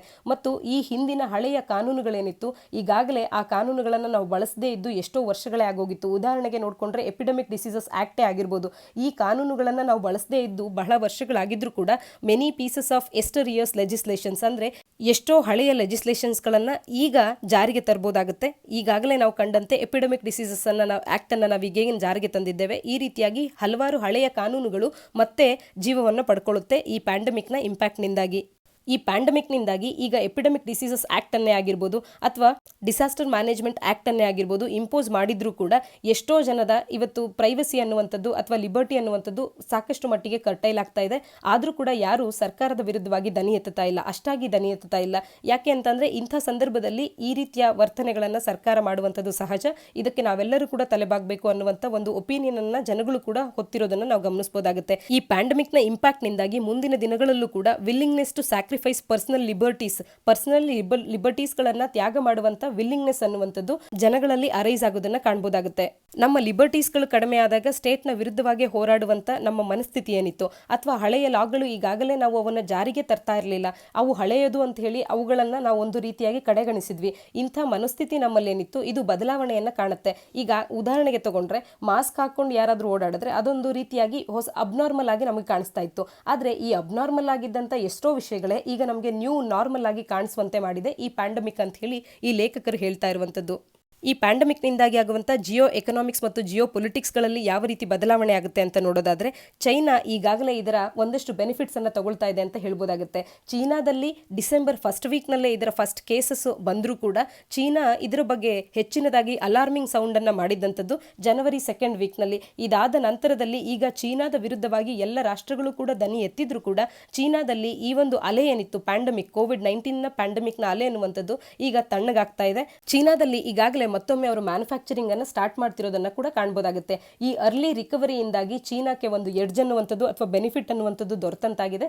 ಮ್ಯಾನುಫ್ಯಾಕ್ಚರಿಂಗ್ ಕೇಪಬಿಲಿಟಿ ಈಗಾಗಲೇ ಅದರದ್ದು ಹೆಚ್ಚಾಗಿ ಇದ್ದು ಜಗತ್ತಿನ ಹಲವಾರು ರಾಷ್ಟ್ರ ಎಷ್ಟೋ ವಸ್ತುಗಳ ವಿಚಾರದಲ್ಲಿ ಡಿಪೆಂಡೆನ್ಸಿಯನ್ನ ಈ ಚೀನಾದ ಮೇಲೆ ಹೊಂದಿತ್ತು. ಈಗ ಅದರ ಮ್ಯಾನುಫ್ಯಾಕ್ಚರಿಂಗ್ ಕೇಪಬಿಲಿಟಿ ಕೂಡ ಅದಕ್ಕೆ ಜಿಯೋ ಎಕನಾಮಿಕ್ ಅಡ್ವಾಂಟೇಜ್ ಅನ್ನ ತಲುಪಿಸುತ್ತೆ. ಚೀನಾದಲ್ಲಿ ಈ ಪ್ಯಾಂಡಮಿಕ್ ಅನ್ನುವಂಥದ್ದು ಅರ್ಲಿ ಬ್ರೇಕ್ಔಟ್ ಆಗಿ ಈಗ ಅರ್ಲಿ ರಿಕವರಿಯನ್ನ ಕಾಣ್ತಿರುವಂತಹ ಹಿನ್ನೆಲೆಯಲ್ಲಿ ಚೀನಾದವರು ಈ ಪ್ಯಾಂಡಮಿಕ್ ನಿಂದ ಸಾಕಷ್ಟು ಪಾಠವನ್ನ ಕಲಿತಿದ್ದಾರೆ. ಹಾಗಾಗಿ ಮೆಡಿಕಲ್ ಏಡ್ ಅನ್ನ ಸೆವೆರಲ್ ಏಷ್ಯನ್ ಮತ್ತು ಆಫ್ರಿಕನ್ ಕಂಟ್ರೀಸ್ ಗಳಿಗೆ ಈಗ ನೀಡ್ತಾ ಇದ್ದಾರೆ. ಇದರ ಮುಖಾಂತರವಾಗಿ ಜಿಯೋ ಪೊಲಿಟಿಕಲ್ ಅಡ್ವಾಂಟೇಜ್ ಅನ್ನ ಈ ಆಕ್ಷನ್ ನಿಂದ ಚೀನಾದವರು ಪಡ್ಕೊಳ್ತಾ ಇದ್ದಾರೆ. ಪ್ಯಾಂಡಮಿಕ್ ನ ಹಿನ್ನೆಲೆಯಲ್ಲಿ ಕಂಪನಿಗಳಾಗಿರ್ಬೋದು ಮತ್ತು ಫಿನಾನ್ಷಿಯಲ್ ಅಸೆಟ್ಸ್ ಗಳ ವ್ಯಾಲ್ಯೂ ಅನ್ನುವಂಥದ್ದು ಕಡಿಮೆ ಆಗ್ತಾ ಇದೆ. ಈ scale down value of their assets ಗಳೇನಿದೆ ಇವುಗಳ ಅಡ್ವಾಂಟೇಜ್ ಅನ್ನು ತಗೊಳ್ಳೋದ್ರ ಮುಖಾಂತರವಾಗಿ ಚೈನಾ ಅನ್ನುವಂಥದ್ದು ಈ ಫಿನಾನ್ಷಿಯಲ್ ಅಸೆಟ್ಸ್ ಗಳನ್ನ ಮತ್ತು ಕಂಪನೀಸ್ ಗಳನ್ನ ಅಕ್ವೈರ್ ಮಾಡ್ಕೊಳ್ಳೋದ್ರ ಮುಖಾಂತರವಾಗಿ ಇದರ ಅಡ್ವಾಂಟೇಜ್ ಅನ್ನ ತಗೊಳ್ತಾ ಇದೆ. ಈ ಪ್ಯಾಂಡಮಿಕ್ ಅನ್ನು ಫೈಟ್ ಮಾಡುವಲ್ಲಿ ಯುಎಸ್ ಅನ್ನುವಂಥದ್ದು ಒಂದು ಕ್ರಿಟಿಕಲ್ ರೋಲ್ ಅನ್ನು ತಗೊಳ್ಬಹುದಾಗಿತ್ತು. ಇಷ್ಟು ದಿನಗಳ ಕಾಲ ವರ್ಲ್ಡ್ ಅಫೇರ್ಸ್ ನಲ್ಲಿ ಒಂದು ಕ್ರಿಟಿಕಲ್ ರೋಲ್ ಅನ್ನು ಪ್ಲೇ ಮಾಡ್ತಿದ್ದಂತ ಯುಎಸ್ನ ಕೆಪಾಸಿಟಿ ಕೂಡ ಇಂದು ಕಡಿಮೆ ಆಗ್ತಿದೆ. ಯಾಕೆಂದ್ರೆ ಈ ಪ್ಯಾಂಡಮಿಕ್ಗೆ ಹೆಚ್ಚಿನದಾಗಿ ಗುರಿಯಾಗಿರುವಂತವರು ಅಮೆರಿಕದವರೇ ಆಗಿರೋದ್ರಿಂದಾಗಿ ಯುಎಸ್ ಅನ್ನುವಂಥದ್ದು ಒಂದು ವರ್ಲ್ಡ್ ಅಫೇರ್ಸ್ ನಲ್ಲಿ ಗ್ರೇಟರ್ ರೋಲ್ ಅನ್ನ ಅಥವಾ ಕ್ರಿಟಿಕಲ್ ರೋಲ್ ಅನ್ನ ಕೂಡ ಪ್ಲೇ ಮಾಡೋದಕ್ಕೆ ಸಾಧ್ಯ ಆಗ್ತಿಲ್ಲ. ಈ ಎಲ್ಲದರ ಅಡ್ವಾಂಟೇಜ್ ಅನ್ನ ತಗೊಳ್ಳೋದ್ರ ಮುಖಾಂತರವಾಗಿ ಚೈನಾ ಅನ್ನುವಂಥದ್ದು ಮ್ಯಾನುಫ್ಯಾಕ್ಚರಿಂಗ್ ಅನ್ನ ಹೆಚ್ಚು ಮಾಡ್ಕೊಳ್ಳೋದಾಗಿರ್ಬೋದು, ಮೆಡಿಕಲ್ ಏಡ್ ಅನ್ನ ನೀಡೋದ್ರಿಂದ ಆಗಿರ್ಬೋದು ಅಥವಾ ಫಿನಾನ್ಷಿಯಲ್ ಅಸೆಟ್ಸ್ ಗಳನ್ನ ವ್ಯಾಲ್ಯೂ ಡೌನ್ ಆಗಿರುವಂತಹ ಹಿನ್ನೆಲೆಯಲ್ಲಿ ಅವುಗಳನ್ನ ಅಕ್ವೈರ್ ಮಾಡ್ಕೊಳ್ಳೋದ್ರಿಂದ ಆಗಿರ್ಬೋದು, ಈ ಎಲ್ಲ ಅಡ್ವಾಂಟೇಜಸ್ ಅನ್ನುವಂಥದ್ದು ಚೀನಾಕ್ಕೆ ಆಗ್ತಾ ಇದೆ. ಕೋವಿಡ್-19 ಪ್ಯಾಂಡಮಿಕ್ ಅನ್ನುವಂಥದ್ದು ಜಗತ್ತನ್ನು ವ್ಯಾಪಿಸುವ ಮುಂಚೆಯೇ ಆಯಿಲ್ ಪ್ರೈಸಸ್ ಅನ್ನುವಂಥದ್ದು ಕುಸಿತವನ್ನ ಕಾಣ್ತಾ ಇತ್ತು. ಆದರೆ ಈ ಪ್ಯಾಂಡಮಿಕ್ನ ಹಿನ್ನೆಲೆಯಲ್ಲಿ ಇದು ಮತ್ತಷ್ಟು ಕುಸಿತವನ್ನ ಕಾಣ್ತಿರುವಂಥದ್ರಿಂದಾಗಿ ವೆಸ್ಟ್ ಏಷ್ಯಾದ ಮೇಲೆ ಆಗ್ತಿದ್ದಂಥ ತೊಂದರೆಗಳೇನಿತ್ತು ಅದು ಇನ್ನಷ್ಟು ಅಗ್ರಾವೇಟ್ ಆಗ್ತಿರೋದನ್ನ ಕೂಡ ಕಾಣಬಹುದಾಗುತ್ತೆ. ಇದರಿಂದಾಗಿ ವೆಸ್ಟ್ ಏಷ್ಯಾದಲ್ಲಿರುವಂಥ ಭಾರತದ ಎಕ್ಸ್ಪ್ಯಾಟ್ರಿಯೇಟ್ ಕಮ್ಯುನಿಟಿ ಏನಿತ್ತು ಅವರುಗಳು ಅರ್ನ್ ಮಾಡ್ತಿದ್ದಂಥ ಹಣ ಅನ್ನುವಂಥದ್ದು ಕೂಡ ಸಫರ್ ಆಗುತ್ತೆ ಅಥವಾ ಅವರ ಲೈಫ್ಗಳು ಕೂಡ ಇದರಿಂದಾಗಿ ತೊಂದರೆಗೊಳಗಾಗುತ್ತೆ. ಹಾಗಾಗಿ ಭಾರತಕ್ಕೆ ಬರ್ತಿದ್ದಂಥ ರೆಮಿಟೆನ್ಸಸ್ ಕೂಡ ಕಡಿಮೆ ಆಗ್ಬೋದು. ಇಂಡಿಯಾದಿಂದ ಎಕ್ಸ್ಪ್ಯಾಟ್ರಿಯೇಟ್ ಕಮ್ಯುನಿಟಿ ಏನಿತ್ತು ಈ ವೆಸ್ಟ್ ಏಷ್ಯಾದಲ್ಲಿ ಅವರೆಲ್ಲರೂ ಕೂಡ ಮತ್ತೆ ರಿಪ್ಯಾಟ್ರಿಯೇಷನ್ ಆಗ್ಬೋದಾಗುತ್ತೆ. ಈ ಪ್ಯಾಂಡಮಿಕ್ನ ಹಿನ್ನೆಲೆಯಲ್ಲಿ ಅವರ ಜಾಬ್ ಲಾಸಸ್ಗಳಾಗಿರ್ಬೋದು ಅಥವಾ ಆಯಿಲ್ ಪ್ರೈಸಸ್ ಕಡಿಮೆ ಆಗ್ತಿರೋದಾಗಿರ್ಬೋದು, ಈ ಎಲ್ಲವುಗಳ ಹಿನ್ನೆಲೆಯಲ್ಲಿ ಎಕ್ಸ್ಪ್ಯಾಟ್ರಿಯೇಟ್ ಆಗಿದ್ದಂಥ ಇಂಡಿಯನ್ ಕಮ್ಯುನಿಟಿ ಅನ್ನುವಂಥದ್ದು ರಿಪ್ಯಾಟ್ರಿಯೇಷನ್ ಆಗ್ಬೋದಾಗುತ್ತೆ ನಮ್ಮ ಹೋಸ್ಟ್ ಕಂಟ್ರಿಗೆ ಅಂದರೆ ಭಾರತಕ್ಕೆ. ಇದರಿಂದಾಗಿ ಭಾರತಕ್ಕೆ ಒಳಹರಿವಾಗ್ತಿದ್ದಂಥ ಸಾಕಷ್ಟು ಮಟ್ಟಿಗಿನ ಫಾರಿನ್ ಫಂಡ್ಸಸ್ ರೆಮಿಟೆನ್ಸ್ನ ಮುಖಾಂತರವಾಗಿ ಏನು ಬರ್ತಾ ಇತ್ತು ಇದು ಕೂಡ ಭಾರತಕ್ಕೆ ಕಡಿಮೆ ಆಗ್ಬೋದು. ಮತ್ತು ಭಾರತದಲ್ಲಿ ಈಗಾಗಲೇ ಏನು ಜಾಬ್ ಲಾಸ್ ಅನ್ನು ನಾವು ಫೇಸ್ ಮಾಡಬೇಕಾಗುತ್ತೆ ಕೋವಿಡ್-19 ನಿಂದ, ಮತ್ತಷ್ಟು ಮಂದಿ ಭಾರತಕ್ಕೆ ಬಂದು ಕೆಲಸವನ್ನ ಹುಡುಕೋಕೆ ನಿಂತಾಗ ಸಾಕಷ್ಟು ಮಂದಿ ಅನ್ಎಂಪ್ಲಾಯ್ಮೆಂಟ್ ಅನ್ನ ಕೂಡ ಫೇಸ್ ಮಾಡಬೇಕಾಗುತ್ತೆ. ಒಟ್ಟಾರೆಯಾಗಿ ಕೋವಿಡ್-19 ನಿಂದಾಗಿ ಪೋಸ್ಟ್ ಕೋವಿಡ್ ನ ಜಗತ್ತು ಅನ್ನುವಂಥದ್ದು ಈ ಹಿಂದೆ ಇದ್ದ ಜಗತ್ತಿಗಿಂತ ಹಲವಾರು ಬದಲಾವಣೆಗಳನ್ನ ಕಾಣಬೇಕಾಗುತ್ತೆ ಅನ್ನುವಂಥದ್ದು ಈ ಆರ್ಟಿಕಲ್ ನ ಉದ್ದೇಶ ಆಗಿರುವಂಥದ್ದು. ಈ ಆರ್ಟಿಕಲ್ ಅಥವಾ ಎಡಿಟೋರಿಯಲ್ ನ ಹಿನ್ನೆಲೆಯಲ್ಲಿ ಒಂದು ಮೈನ್ಸ್ ಪ್ರಶ್ನೆಯನ್ನು ನೋಡೋದಾದ್ರೆ, ಅಸೆಸ್ ದಿ ಎಫೆಕ್ಟ್ ಆಫ್ ಕೋವಿಡ್-19 outbreak on the world economy and geo economic and geo political change across the globe. ಈ ರೀತಿಯಾದಂಥ ಪ್ರಶ್ನೆಗಳನ್ನ ಖಂಡಿತವಾಗ್ಲೂ ನಾವು ಮೈನ್ಸ್ ನಲ್ಲಿ ನೋಡಬಹುದಾಗುತ್ತೆ. ಹಾಗಾಗಿ ಇಲ್ಲಿರುವಂತ ಒಳ್ಳೆ ಪಾಯಿಂಟ್ಸ್ ಗಳನ್ನ ಬಳಕೆ ಮಾಡಿಕೊಂಡು ಈ ಪ್ರಶ್ನೆಗೆ ಉತ್ತರವನ್ನ ಬರೆಯೋದಕ್ಕೆ ಪ್ರಯತ್ನ ಮಾಡಿ. ಮುಂದಿನ editorial a policy road map to tackle Covid ಅನ್ನೋದಾಗಿದೆ. ಇದನ್ನು ನಾವು GS ಪೇಪರ್ 2 ನಾಡಿಯಲ್ಲಿ social justice, government policies and interventions ಅನ್ನುವಂಥ ಸಿಲೆಬಸ್ ನಾಡಿಯಲ್ಲಿ ಓದ್ಕೋಬಹುದಾಗುತ್ತೆ. ಕೋವಿಡ್-19 ಅನ್ನು ಫೈಟ್ ಮಾಡೋದಕ್ಕೆ ಜಗತ್ತಿನಾದ್ಯಂತ ಹಲವಾರು ಪಾಲಿಸೀಸ್ಗಳನ್ನು ತರ್ತಾ ಇದ್ದಾರೆ. ಆದರೆ ಈ ಎಲ್ಲ ಪಾಲಿಸೀಸ್ಗಳು ಕೂಡ 3 ಕ್ರೈಟೀರಿಯಾಸ್ಗಳನ್ನು ಸ್ಯಾಟಿಸ್ಫೈ ಮಾಡಬೇಕು ಅಂತ ಹೇಳಿ ಈ ಲೇಖಕರು ಹೇಳ್ತಾ ಇರುವಂಥದ್ದು. ಅದೇನು 3 ಕ್ರೈಟೀರಿಯಾಸ್ಗಳು ಅಂತ ಅಂದರೆ, ಮೊದಲನೇದಾಗಿ ಈ ಡಿಸೀಸ್ನಿಂದ ಡೈರೆಕ್ಟ್ ಆಗಿ ಯಾರು ಲಾಸ್ ಆಫ್ ಲೈಫನ್ನು ಅಂದರೆ ತಮ್ಮ ಜೀವವನ್ನು ಕಳ್ಕೊಳ್ತಾರೆ ಆ ರೀತಿಯಾದಂಥ ಸಾವನ್ನು ತಡೆಯುವಂಥದ್ದನ್ನು ಮೊದಲ ಏಮ್ ಆಗಿ ಅಥವಾ ಕ್ರೈಟೀರಿಯಾವಾಗಿ ಇಟ್ಕೊಳ್ಬೇಕಾಗತ್ತೆ. ಮತ್ತು ಎರಡನೇದು, ಈ ಒಂದು ಪ್ಯಾಂಡಮಿಕ್ನಿಂದಾಗಿ ಎಕನಾಮಿಕ್ ಮತ್ತು ಸೋಷಿಯಲ್ ಲೈಫ್ ಅನ್ನುವಂಥದ್ದು ಈಗ ಹಾಳಾಗ್ತಾ ಇದೆ. ಈ ಎಕನಾಮಿಕ್ ಮತ್ತು ಸೋಷಿಯಲ್ ಲೈಫಿನ ಎಲಿಮೆಂಟ್ಸ್ ಏನಿದೆ ಇದು ಮತ್ತೆ ಮೊದಲಿನಂತೆ ರಿಸ್ಟೋರ್ ಆಗುವಂತೆ ನೋಡ್ಕೊಳ್ಬೇಕಾಗತ್ತೆ. ಆರ್ಥಿಕ ಮತ್ತು ಸಾಮಾಜಿಕ ಜೀವನ ಅನ್ನುವಂಥದ್ದು ಎಂದಿನಂತೆ ಹಿಂದೆ ಇದ್ದಂತೆ ಇರುವಂತೆ ನೋಡ್ಕೊಳ್ಳೋದ್ರ ಮುಖಾಂತರವಾಗಿ ಇದು ಈ ಮುಂದೆ ಕ್ರಿಯೇಟ್ ಮಾಡಬಹುದಾದಂಥ ಡಿಸಾಸ್ಟರ್ಸ್ ಕಾನ್ಸಿಕ್ವೆನ್ಸಸ್ ಅನ್ನ ಅವಾಯ್ಡ್ ಮಾಡಬೇಕಾಗತ್ತೆ. ಮತ್ತು ಮೂರನೇದಾಗಿ ಈ ಒಂದು ಕ್ರೈಸಿಸ್ ಏನಿದೆ ಕೋವಿಡ್-19 ಪ್ಯಾಂಡಮಿಕ್ ನ ಕ್ರೈಸಿಸ್ನಿಂದಾಗಿ ಒಂದು ಗ್ಲೈಡ್ ಪಾತ್ ಅನ್ನ ನಾವು ಕಂಡುಕೊಳ್ಬೇಕಾಗತ್ತೆ ಈ ಕ್ರೈಸಿಸ್ನಿಂದ ಹೊರಬರೋದಕ್ಕೆ. ಇದರ ಮುಖಾಂತರವಾಗಿ ಈ ಒಂದು ಕೋವಿಡ್-19 ಪ್ಯಾಂಡಮಿಕ್ಕಿನ ಕ್ರೈಸಿಸ್ ಏನಿದೆ ಇದನ್ನ ಒಂದೇ ಬಾರಿಯಾಗಿ ಮತ್ತು ಎಲ್ಲರಿಗೂ ಕೂಡ ಮುಗಿಯುವಂತೆ ಇದನ್ನ ಎಂಡ್ ಮಾಡಬೇಕಾಗತ್ತೆ. ಈ 3 ಕ್ರೈಟೀರಿಯಾಸ್ಗಳನ್ನ ಗಮನದಲ್ಲಿ ಇಟ್ಟುಕೊಂಡೇ ವರ್ಲ್ಡ್ ವೈಡ್ ಎಲ್ಲ ಪಾಲಿಸೀಸ್ಗಳನ್ನ ತರಬೇಕಾದಂತು. ಇದು ಈ ಲೇಖಕರ ಅಭಿಪ್ರಾಯ ಆಗಿರುವಂತದ್ದು. ಈ 3 ಕ್ರೈಟೀರಿಯಾಸ್ಗಳಿಂದ ಈ ಪಾಲಿಸೀಸ್ಗಳಿಗೆ 3 ಡೈರೆಕ್ಷನ್ಸ್ ಅನ್ನ ಕೂಡ ಸಜೆಸ್ಟ್ ಮಾಡಿದೆ. ಮೊದಲನೇದೇನು ಅಂತಂದ್ರೆ, ಈ ಹೆಲ್ತ್ ಸಿಸ್ಟಮ್ ಅನ್ನ ಎಫೆಕ್ಟಿವ್ ಹೆಲ್ತ್ ಸಿಸ್ಟಮ್ ಅನ್ನ ತರೋದ್ರ ಮುಖಾಂತರವಾಗಿ ಈ ಇನ್ಫೆಕ್ಷನ್ಸ್ಗಳು ಏನಾಗ್ತದೆ ಈ ಇನ್ಫೆಕ್ಷನ್ಸ್ ನ ಮುಖಾಂತರವಾಗಿ ಇದು ಸಾವಿಗೆ ಈಡಾಗದೇ ಇರುವಂತೆ ನೋಡ್ಕೊಳ್ಬೇಕು ಅನ್ನುವಂಥದ್ದು. ರೈಟ್ ಪಾಲಿಸೀಸ್ಗಳನ್ನ ತರೋದ್ರ ಮುಖಾಂತರವಾಗಿ ಈ ಇನ್ಫೆಕ್ಷನ್ಸ್ಗಳು ಸಾವಿನತ್ತ ಸಾಗದೇ ಇರುವಂತೆ ನೋಡ್ಕೊಳ್ಳುವಂತ ಪಾಲಿಸೀಸ್ಗಳನ್ನ ತರುವಂತದ್ದು. ಎರಡನೆಯ ಡೈರೆಕ್ಷನ್ ಏನು ಅಂತಂದ್ರೆ ಅಂತಂದ್ರೆ ನಾವು ಮಾಡುವಂತ ಪಾಲಿಸೀಸ್ಗಳು ಯಾವ ರೀತಿ ಇರಬೇಕು ಅಂತಂದ್ರೆ ಎಕನಾಮಿಕ್ ಔಟ್ಪುಟ್ ಅನ್ನ ರಿಸ್ಟೋರ್ ಮಾಡುವಂತೆ ಮತ್ತು ಈ ಡಿಸೀಸ್ ಅನ್ನ ಎಂಡ್ ಮಾಡೋದಕ್ಕೆ ಬೇಕಾಗುವಂತ ಅಡಿಕ್ವೇಟ್ ಇನ್ವೆಸ್ಟ್ಮೆಂಟ್ ಅನ್ನ ಕೂಡ ಮಾಡುವಂತೆ, ಈ ಎರಡಕ್ಕೂ ಕೂಡ ಲಿಂಕ್ ಅನ್ನ ಕ್ರಿಯೇಟ್ ಮಾಡುವಂತೆ ನಾವು ತರುವಂತ ಪಾಲಿಸೀಸ್ಗಳು ಇರಬೇಕಾಗತ್ತೆ. ಮತ್ತು ಈ ಒಂದು ಪಾಲಿಸೀಸ್ಗಳನ್ನ ಎಕನಾಮಿಕ್ ಮತ್ತು ಸೋಷಿಯಲ್ ಲೈಫ್ ಅನ್ನ ರಿಸ್ಟೋರ್ ಮಾಡುವಂತೆ, ಸಾಮಾಜಿಕ ಮತ್ತು ಆರ್ಥಿಕ ಸ್ಥಿತಿಯನ್ನ ವಾಪಸ್ ತರುವಂತೆ ಇರಬೇಕು. ಈ ರೀತಿಯಾದಂಥ ಸ್ಮಾರ್ಟ್ ಡಿಸೈನ್ ಆಫ್ ಪಾಲಿಸೀಸ್ಗಳು ಆಗಬೇಕಾಗತ್ತೆ. ಸ್ಮಾರ್ಟ್ ಪಾಲಿಸೀಸ್ಗಳನ್ನ ಡಿಸೈನ್ ಮಾಡುವಂಥ ಕೆಲಸ ಕೂಡ ಆಗಬೇಕು ಅನ್ನುವಂಥದ್ದು ಲೇಖಕರ ಅಭಿಪ್ರಾಯ. ಈ ಒಂದು ಡಿಸೀಸಸ್ ಅನ್ನ ಜಾಗತಿಕವಾಗಿ ಒಂದೇ ಬಾರಿ ಕಂಟ್ರೋಲ್ಗೆ ತರೋದಕ್ಕಿಂತ ನಮ್ಮ ಓನ್ ಸೊಸೈಟೀಸ್ಗಳಲ್ಲಿ ಇಂಟರ್ನಲ್ ಮೆಜರ್ಸ್ಗಳ ಮುಖಾಂತರವಾಗಿ ಈ ಡಿಸೀಸ್ ಅನ್ನ ಕಂಟ್ರೋಲಿಗೆ ತರೋದಕ್ಕೆ ಹೆಚ್ಚು ಫೀಸಿಬಲ್ ಆಗಿರೋದ್ರಿಂದ ಮೊದಲು ನಾವು ನಮ್ಮ ಸೊಸೈಟಿಯಲ್ಲಿ ಈ ಡಿಸೀಸಸ್ ಅನ್ನ ಇಂಟರ್ನಲ್ ಮೆಜರ್ಸ್ಗಳ ಮುಖಾಂತರವಾಗಿ ಕಂಟ್ರೋಲ್ಗೆ ತರಬೇಕಾಗುತ್ತೆ. ಮತ್ತು ಈ ಡಿಸೀಸ್ ಕಂಟ್ರೋಲ್ ಅನ್ನ ಮಾಡುವಲ್ಲಿ ಸಕ್ಸಸ್ಫುಲ್ ಆದಂತಹ ಕಂಟ್ರೀಸ್ಗಳು ಜಗತ್ತಿನ ಇನ್ನುಳಿದ ರಾಷ್ಟ್ರಗಳೊಟ್ಟಿಗೆ ಕಾನ್ಫಿಡೆನ್ಸ್ ನಿಂದ ಲಿಂಕ್ಸ್ ಅನ್ನ ಸಸ್ಟೈನ್ ಮಾಡಬಹುದಾಗುತ್ತೆ. ಒಟ್ಟಾರೆಯಾಗಿ ಈ ಕೋವಿಡ್-19 ಅನ್ನ ಹೊಡೆದೋಡಿಸುವಲ್ಲಿ ನಾವು ತರುವಂತಹ ಪಾಲಿಸೀಸ್ಗಳು ಮತ್ತು ಅವುಗಳ ಇಂಪ್ಲಿಮೆಂಟೇಷನ್, ಯಾವ ರೀತಿಯಾದಂಥ ಪಾಲಿಸೀಸ್ಗಳನ್ನು ತರ್ತೇವೆ ಜಾಗತಿಕವಾಗಿ ಮತ್ತು ಅವುಗಳನ್ನು ಹೇಗೆ ಇಂಪ್ಲಿಮೆಂಟ್ ಮಾಡ್ತೇವೆ ಅನ್ನುವಂಥದ್ದು ಬಹಳನೇ ಇಂಪಾರ್ಟೆಂಟ್ ಆಗುತ್ತೆ. ಹಾಗಾಗಿ ಪಾಲಿಸೀಸ್ಗಳ ಮಹತ್ವವನ್ನು ಕುರಿತು ಈ ಎಡಿಟೋರಿಯಲ್ ಇರುವಂಥದ್ದು. ಈ ಎಡಿಟೋರಿಯಲ್ನ ಆಧಾರದ ಮೇಲೆ ಒಂದು ಮೈನ್ಸ್ ಪ್ರಶ್ನೆಯನ್ನು ನೋಡೋದಾದ್ರೆ, getting the policy response right is crucial in overcoming Covid crisis. Suggest the policy measures that address the crisis brought by Covid. ಇಂಥ ಪ್ರಶ್ನೆಗಳನ್ನು ಮೇನ್ಸ್ನಲ್ಲಿ ನಾವು ಎಕ್ಸ್ಪೆಕ್ಟ್ ಮಾಡಬಹುದಾಗುತ್ತೆ. ಇಂದಿನ ಕಡೆ ಎಡಿಟೋರಿಯಲ್ ವರ್ಚುಯಲ್ ಎಟ್ ಓಪನ್ ಅನ್ನೋದಾಗಿದೆ. ಇದನ್ನು ನಾವು GS ಪೇಪರ್ 2 ನಾಡಿಯಲ್ಲಿ ಪೊಲಿಟಿ ಫಂಕ್ಷನಿಂಗ್ ಆಫ್ ಜುಡಿಷಿಯರಿ ಅನ್ನುವಂಥ ಸಿಲೆಬಸ್ ನಾಡಿಯಲ್ಲಿ ಓದ್ಕೋಬಹುದಾಗುತ್ತೆ. ಕೋವಿಡ್-19 ಹಿನ್ನೆಲೆಯಲ್ಲಿ ಭಾರತದಾದ್ಯಂತ ಲಾಕ್ಡೌನ್ ಘೋಷಣೆ ಆಗಿದ್ರೂ ಕೂಡ ಈಗ ಕೋರ್ಟ್ಗಳು ವರ್ಚುಯಲ್ ಕೋರ್ಟ್ಗಳಾಗಿ ಕೆಲಸ ಮಾಡ್ತಿದೆ. ಇದರ ಮುಖಾಂತರ ನ್ಯಾಯವನ್ನ ತಲುಪಿಸೋದಕ್ಕೆ ಅವು ಶ್ರಮವನ್ನ ಪಡ್ತಾ ಇರುವಂತದ್ದು. ಈ ಹಿನ್ನೆಲೆಯಲ್ಲಿ ವರ್ಚುಯಲ್ ಆಗಿ ಕೆಲಸ ಮಾಡ್ತಿರ್ತಕ್ಕಂಥ ಕೋರ್ಟ್ಸ್ಗಳ ಪ್ರಾಮುಖ್ಯತೆಯನ್ನ ಮತ್ತು ಈ ವರ್ಚುಯಲ್ ಕೋರ್ಟ್ಸ್ಗಳ ಬಗ್ಗೆ ಒಂದಷ್ಟು ಮಾಹಿತಿಯನ್ನ ಈ ಎಡಿಟೋರಿಯಲ್ ನಲ್ಲಿ ನೋಡೋಣ. ಈ ವರ್ಚುಯಲ್ ಜುಡಿಷಿಯಲ್ ಪ್ರೊಸೀಡಿಂಗ್ಸ್ಗಳ ಮುಖಾಂತರವಾಗಿ ಈ ಕೋವಿಡ್-19 ಸಂದರ್ಭದಲ್ಲಿ ಪ್ರಮುಖವಾಗಿ ಬೇಕಾಗುವಂತ ಫಿಸಿಕಲ್ ಡಿಸ್ಟೆನ್ಸಿಂಗ್ ಅನ್ನ ಕಾಪಾಡಿಕೊಳ್ಳಬಹುದಾಗುತ್ತೆ.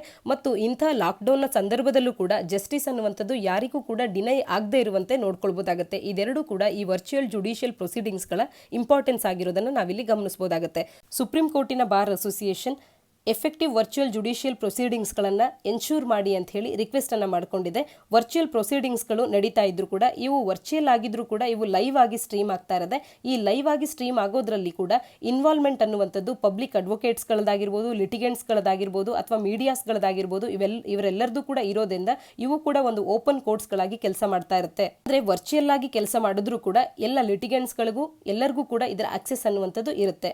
ಈಗ ಟೆಕ್ನಾಲಜಿ ಅನ್ನುವಂಥದ್ದು ಸ್ಟೆಪ್ ಅಪ್ ಆಗಿರೋದ್ರಿಂದ ಕೋರ್ಟ್ಸ್ಗಳು ಇದನ್ನ ಪರಿಗಣಿಸಿ ಮುಂದಿನ ದಿನಗಳಲ್ಲಿ ಜುಡಿಷಿಯಲ್ ಪ್ರೋಸೆಸ್ ಅನ್ನ ಇನ್ನೂ ಕೂಡ ಸ್ಪೀಡ್ ಅಪ್ ಮಾಡುವಂತೆ ಮತ್ತು ಕೋರ್ಟ್ ರೂಮ್ ನಲ್ಲಾಗುವಂತ ಕ್ರೌಡಿಂಗ್ ಅನ್ನ ಕಡಿಮೆ ಮಾಡುವಂತ ಮೆಜರ್ಸ್ ಗಳನ್ನ ತಗೊಳ್ಬೇಕು ಅನ್ನುವಂಥದ್ದು ಕೂಡ ಇಲ್ಲಿ ನೀಡ್ತಾ ಇರುವಂತದ್ದು. ಮತ್ತು ಲೋಯರ್ ಕೋರ್ಟ್ಸ್ ನಲ್ಲೂ ಕೂಡ ಕನ್ಸೆಂಟ್ ಆಫ್ ಪಾರ್ಟೀಸ್ ಅನ್ನ ತಗೊಳ್ಳೋದ್ರ ಮುಖಾಂತರವಾಗಿ ಎವಿಡೆನ್ಸಸ್ ಅನ್ನ ರೆಕಾರ್ಡ್ ಮಾಡಬಹುದಾಗುತ್ತೆ ವರ್ಚುಯಲ್ ಮೀನ್ಸ್ ನ ಮುಖಾಂತರವಾಗಿ.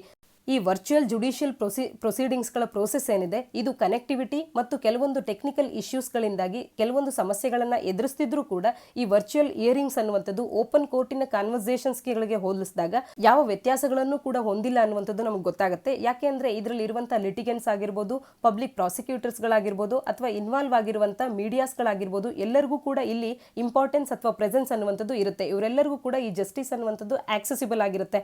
ಹಾಗಾಗಿ ಇಲ್ಲಿ ಜಸ್ಟಿಸ್ ಅನ್ನುವಂಥದ್ದು ಅಥವಾ ಇದರ ಆಕ್ಸೆಸ್ ಅನ್ನುವಂಥದ್ದು ಲಿಮಿಟೆಡ್ ಆಗಿಲ್ಲ ಅನ್ನೋದನ್ನ ಗಮನದಲ್ಲಿ ಇಟ್ಕೊಂಡ್ರೆ ಇದು ಕೂಡ ಓಪನ್ ಕೋರ್ಟ್ ನಂತೆಯೇ ಕೆಲಸ ಮಾಡ್ತಿದೆ ಅನ್ನುವಂಥದ್ದು ನಮಗೆ ಸ್ಪಷ್ಟವಾಗುತ್ತೆ.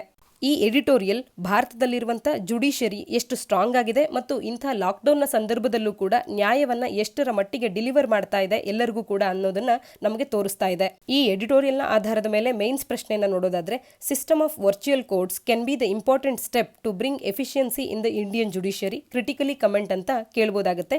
ಕ್ರಿಟಿಕಲಿ ಕಮೆಂಟ್ ಅಂತ ಕೇಳಿರೋದ್ರಿಂದ ನೀವು ಇದರಲ್ಲಿರ್ತಕ್ಕಂಥ ಪಾಸಿಟಿವ್ಸ್ಗಳನ್ನ ಮತ್ತು ನೆಗೆಟಿವ್ಸ್ಗಳನ್ನ ಎರಡನ್ನೂ ಕೂಡ ನೀವು ಕಮೆಂಟ್ ಮಾಡಬಹುದಾಗುತ್ತೆ. ಅಂದ್ರೆ ಈ ವ್ಯವಸ್ಥೆಯಲ್ಲಿರ್ತಕ್ಕಂಥ ತಪ್ಪುಗಳನ್ನ ಹುಡುಕಿ ಇದನ್ನ ಕ್ರಿಟಿಸೈಸ್ ಮಾಡೋದಕ್ಕೂ ಕೂಡ ನಿಮಗೆ ಇಲ್ಲಿ ಅವಕಾಶ ಇರುತ್ತೆ. ಈ ಪ್ರಶ್ನೆಗೆ ಕೂಡ ನೀವು ಉತ್ತರವನ್ನ ಬರೆಯೋದಕ್ಕೆ ಪ್ರಯತ್ನ ಮಾಡಿ. ಇಂದಿನ ಪ್ರಿಲಿಮ್ಸ್ ಪ್ರಶ್ನೆಗಳನ್ನು ನೋಡೋಣ. ಇಂದಿನ ಮೊದಲ ಪ್ರಶ್ನೆಯಲ್ಲಿ cost of doing business is a term recently heard in news. In this context consider the following statements about the cost of doing business ಅನ್ನೋದಾಗಿದೆ. ಇಲ್ಲಿ ಕಾಸ್ಟ್ ಆಫ್ ಡೂಯಿಂಗ್ ಬಿಸ್ನೆಸ್ ಅನ್ನುವಂಥದ್ದು ಇತ್ತೀಚೆಗೆ ಸುದ್ದಿಯಲ್ಲಿರ್ತಕ್ಕಂಥ ಒಂದು ಪದ ಆಗಿದೆ. ಈ ಕಾಸ್ಟ್ ಆಫ್ ಡೂಯಿಂಗ್ ಬಿಸ್ನೆಸ್ ಕುರಿತಂತೆ ಕೆಳಗಿನ ಹೇಳಿಕೆಗಳಲ್ಲಿ ಯಾವುದು ಸರಿಯಾಗಿದೆ ಅನ್ನೋದನ್ನ ಒಂದಷ್ಟು ಹೋಮ್ವರ್ಕ್ ಅನ್ನು ಮಾಡೋದ್ರ ಮುಖಾಂತರವಾಗಿ ನೀವು ಉತ್ತರವನ್ನ ನೀಡಬೇಕಾಗುತ್ತೆ. ಎರಡನೇ ಪ್ರಶ್ನೆಯಲ್ಲಿ which among the following statements about the ಡೆಬ್ಟ್ ಟ್ರ್ಯಾಪ್ ಡಿಪ್ಲೊಮೆಸಿ ಆರ್ ಕರೆಕ್ಟ್ ಅಂತ ಕೇಳ್ತಾ ಇದ್ದಾರೆ. In crisis year Sri Lanka gears up for daunting ಡೆಪ್ಟ್ ರೀಪೇಮೆಂಟ್ ಅನ್ನುವಂಥ ಒಂದು ಆರ್ಟಿಕಲ್ ಅನ್ನು ಓದ್ಕೊಳ್ಳೋದ್ರ ಮುಖಾಂತರವಾಗಿ ಡೆಪ್ಟ್ ಟ್ರ್ಯಾಪ್ ಡಿಪ್ಲೊಮೆಸಿಯ ಬಗ್ಗೆ ಒಂದಷ್ಟು ಮಾಹಿತಿಯನ್ನು ಕಲೆ ಹಾಕಿ ನಂತರದಲ್ಲಿ ನೀವು ಈ ಪ್ರಶ್ನೆಗೆ ಉತ್ತರವನ್ನು ನೀಡಿ. ಮುಂದಿನ ಪ್ರಶ್ನೆಯಲ್ಲಿ in a study recently made the United Nations express that violence has actually risen in Afghanistan. In this context, select which among the following were the key agreements made in US Taliban peace deal ಅನ್ನೋದಾಗಿದೆ. United ನೇಷನ್ನವರು Taliban ಮತ್ತು ಅಫ್ಘಾನಿಸ್ತಾನದ ನಡುವೆ ನಡೆದಿರ್ತಕ್ಕಂಥ piece ಡೀಲ್ನ ನಂತರವೂ ಕೂಡ ಅಲ್ಲಿ violence ಅನ್ನುವಂಥದ್ದು ಸರ್ಜ್ ಆಗಿದೆ ಅನ್ನೋದನ್ನ ಹೇಳಿದ್ದನ್ನು ನಾವು ಒಂದು ಆರ್ಟಿಕಲ್ನಲ್ಲಿ ನೋಡಿದ್ವಿ. ಇದರ ಕುರಿತಾದಂತೆ ಈ ಪೀಸ್ ಡೀಲ್ನಲ್ಲಿ ಯಾವ ಕೀ ಅಗ್ರಿಮೆಂಟ್ಸ್ ಅನ್ನುವಂಥದ್ದು ಆಗಿತ್ತು ಅನ್ನೋದನ್ನ ನಾವಿಲ್ಲಿ ಗಮನಿಸಬೇಕಾಗತ್ತೆ. ಯಾವ ಅಗ್ರಿಮೆಂಟ್ಸ್ ಆಗಿತ್ತು ಅನ್ನೋದನ್ನ ಉತ್ತರವಾಗಿ ನೀಡಬೇಕಾಗತ್ತೆ. ಕಡೆಯ ಪ್ರಶ್ನೆಯಲ್ಲಿ consider the following statements about the defence budget of India ಅಂತ ಹೇಳಿ ಕೇಳ್ತಾ ಇದ್ದಾರೆ. ಭಾರತದ ಡಿಫೆನ್ಸ್ ಬಜೆಟ್ ಅನ್ನ ಗಮನದಲ್ಲಿಟ್ಟುಕೊಂಡು ಈ ಕೆಳಗಿನ ಯಾವ ಹೇಳಿಕೆ ಸರಿಯಾಗಿದೆ ಅನ್ನೋದನ್ನ ಗುರುತಿಸಬೇಕಾಗುತ್ತೆ. ಇದಿಷ್ಟು ಪ್ರಶ್ನೆಗಳಿಗೆ ನೀವು ಕಮೆಂಟ್ ಸೆಕ್ಷನ್ ಅಲ್ಲಿ ಉತ್ತರಗಳನ್ನು ನೀಡೋದಕ್ಕೆ ಪ್ರಯತ್ನ ಮಾಡಿ. ಈಗಿನಿಂದಲೇ ನೀವು ಕಮೆಂಟ್ ಸೆಕ್ಷನ್ ಅಲ್ಲಿ ಉತ್ತರಗಳನ್ನು ನೀಡ್ತಾ ಹೋದ್ರೆ ಮುಂದಿನ ದಿನಗಳಲ್ಲಿ ಯಾವುದೇ ಪರೀಕ್ಷೆಗಳಲ್ಲಿ ನೀವು ಪ್ರಶ್ನೆಗಳಿಗೆ ಉತ್ತರವನ್ನ ನೀಡುವಾಗ ನಿಮಗೆ ನೀವು ಒಂದು ವೇಳೆ ತಪ್ಪನ್ನೇ ಮಾಡಿದ್ರು ಕೂಡ ತಪ್ಪು ಮಾಡಿದಂತ ಅಂಶವನ್ನ ನೀವು ಮುಂದಿನ ದಿನಗಳಲ್ಲಿ ಅಂದ್ರೆ ನಾಳಿನ ಡಿಸ್ಕಷನ್ ಅಲ್ಲಿ ತಿದ್ಕೊಳ್ತೀರಾ ಈಸಿಯಾಗಿ. ಹಾಗಾಗಿ ಮುಂದಿನ ಎಕ್ಸಾಮ್ಸ್ಗಳಲ್ಲಿ ನೀವು ತಪ್ಪನ್ನ ಮರುಕಳಿಸದಂತೆ ನೋಡ್ಕೊಳ್ತೀರಾ. ಆದ್ದರಿಂದ ಕಮೆಂಟ್ ಸೆಕ್ಷನ್ ಅಲ್ಲಿ ಉತ್ತರವನ್ನ ನೀಡೋದಕ್ಕೆ ಪ್ರಯತ್ನ ಮಾಡಿ. ಇದಿಷ್ಟು ಇಂದಿನ ಸುದ್ದಿ ವಿಶ್ಲೇಷಣೆಯಾಗಿದೆ. ನಾಳಿನ ಸುದ್ದಿ ವಿಶ್ಲೇಷಣೆಯೊಂದಿಗೆ ಮತ್ತೆ ಸಿಗೋಣ. ಧನ್ಯವಾದ.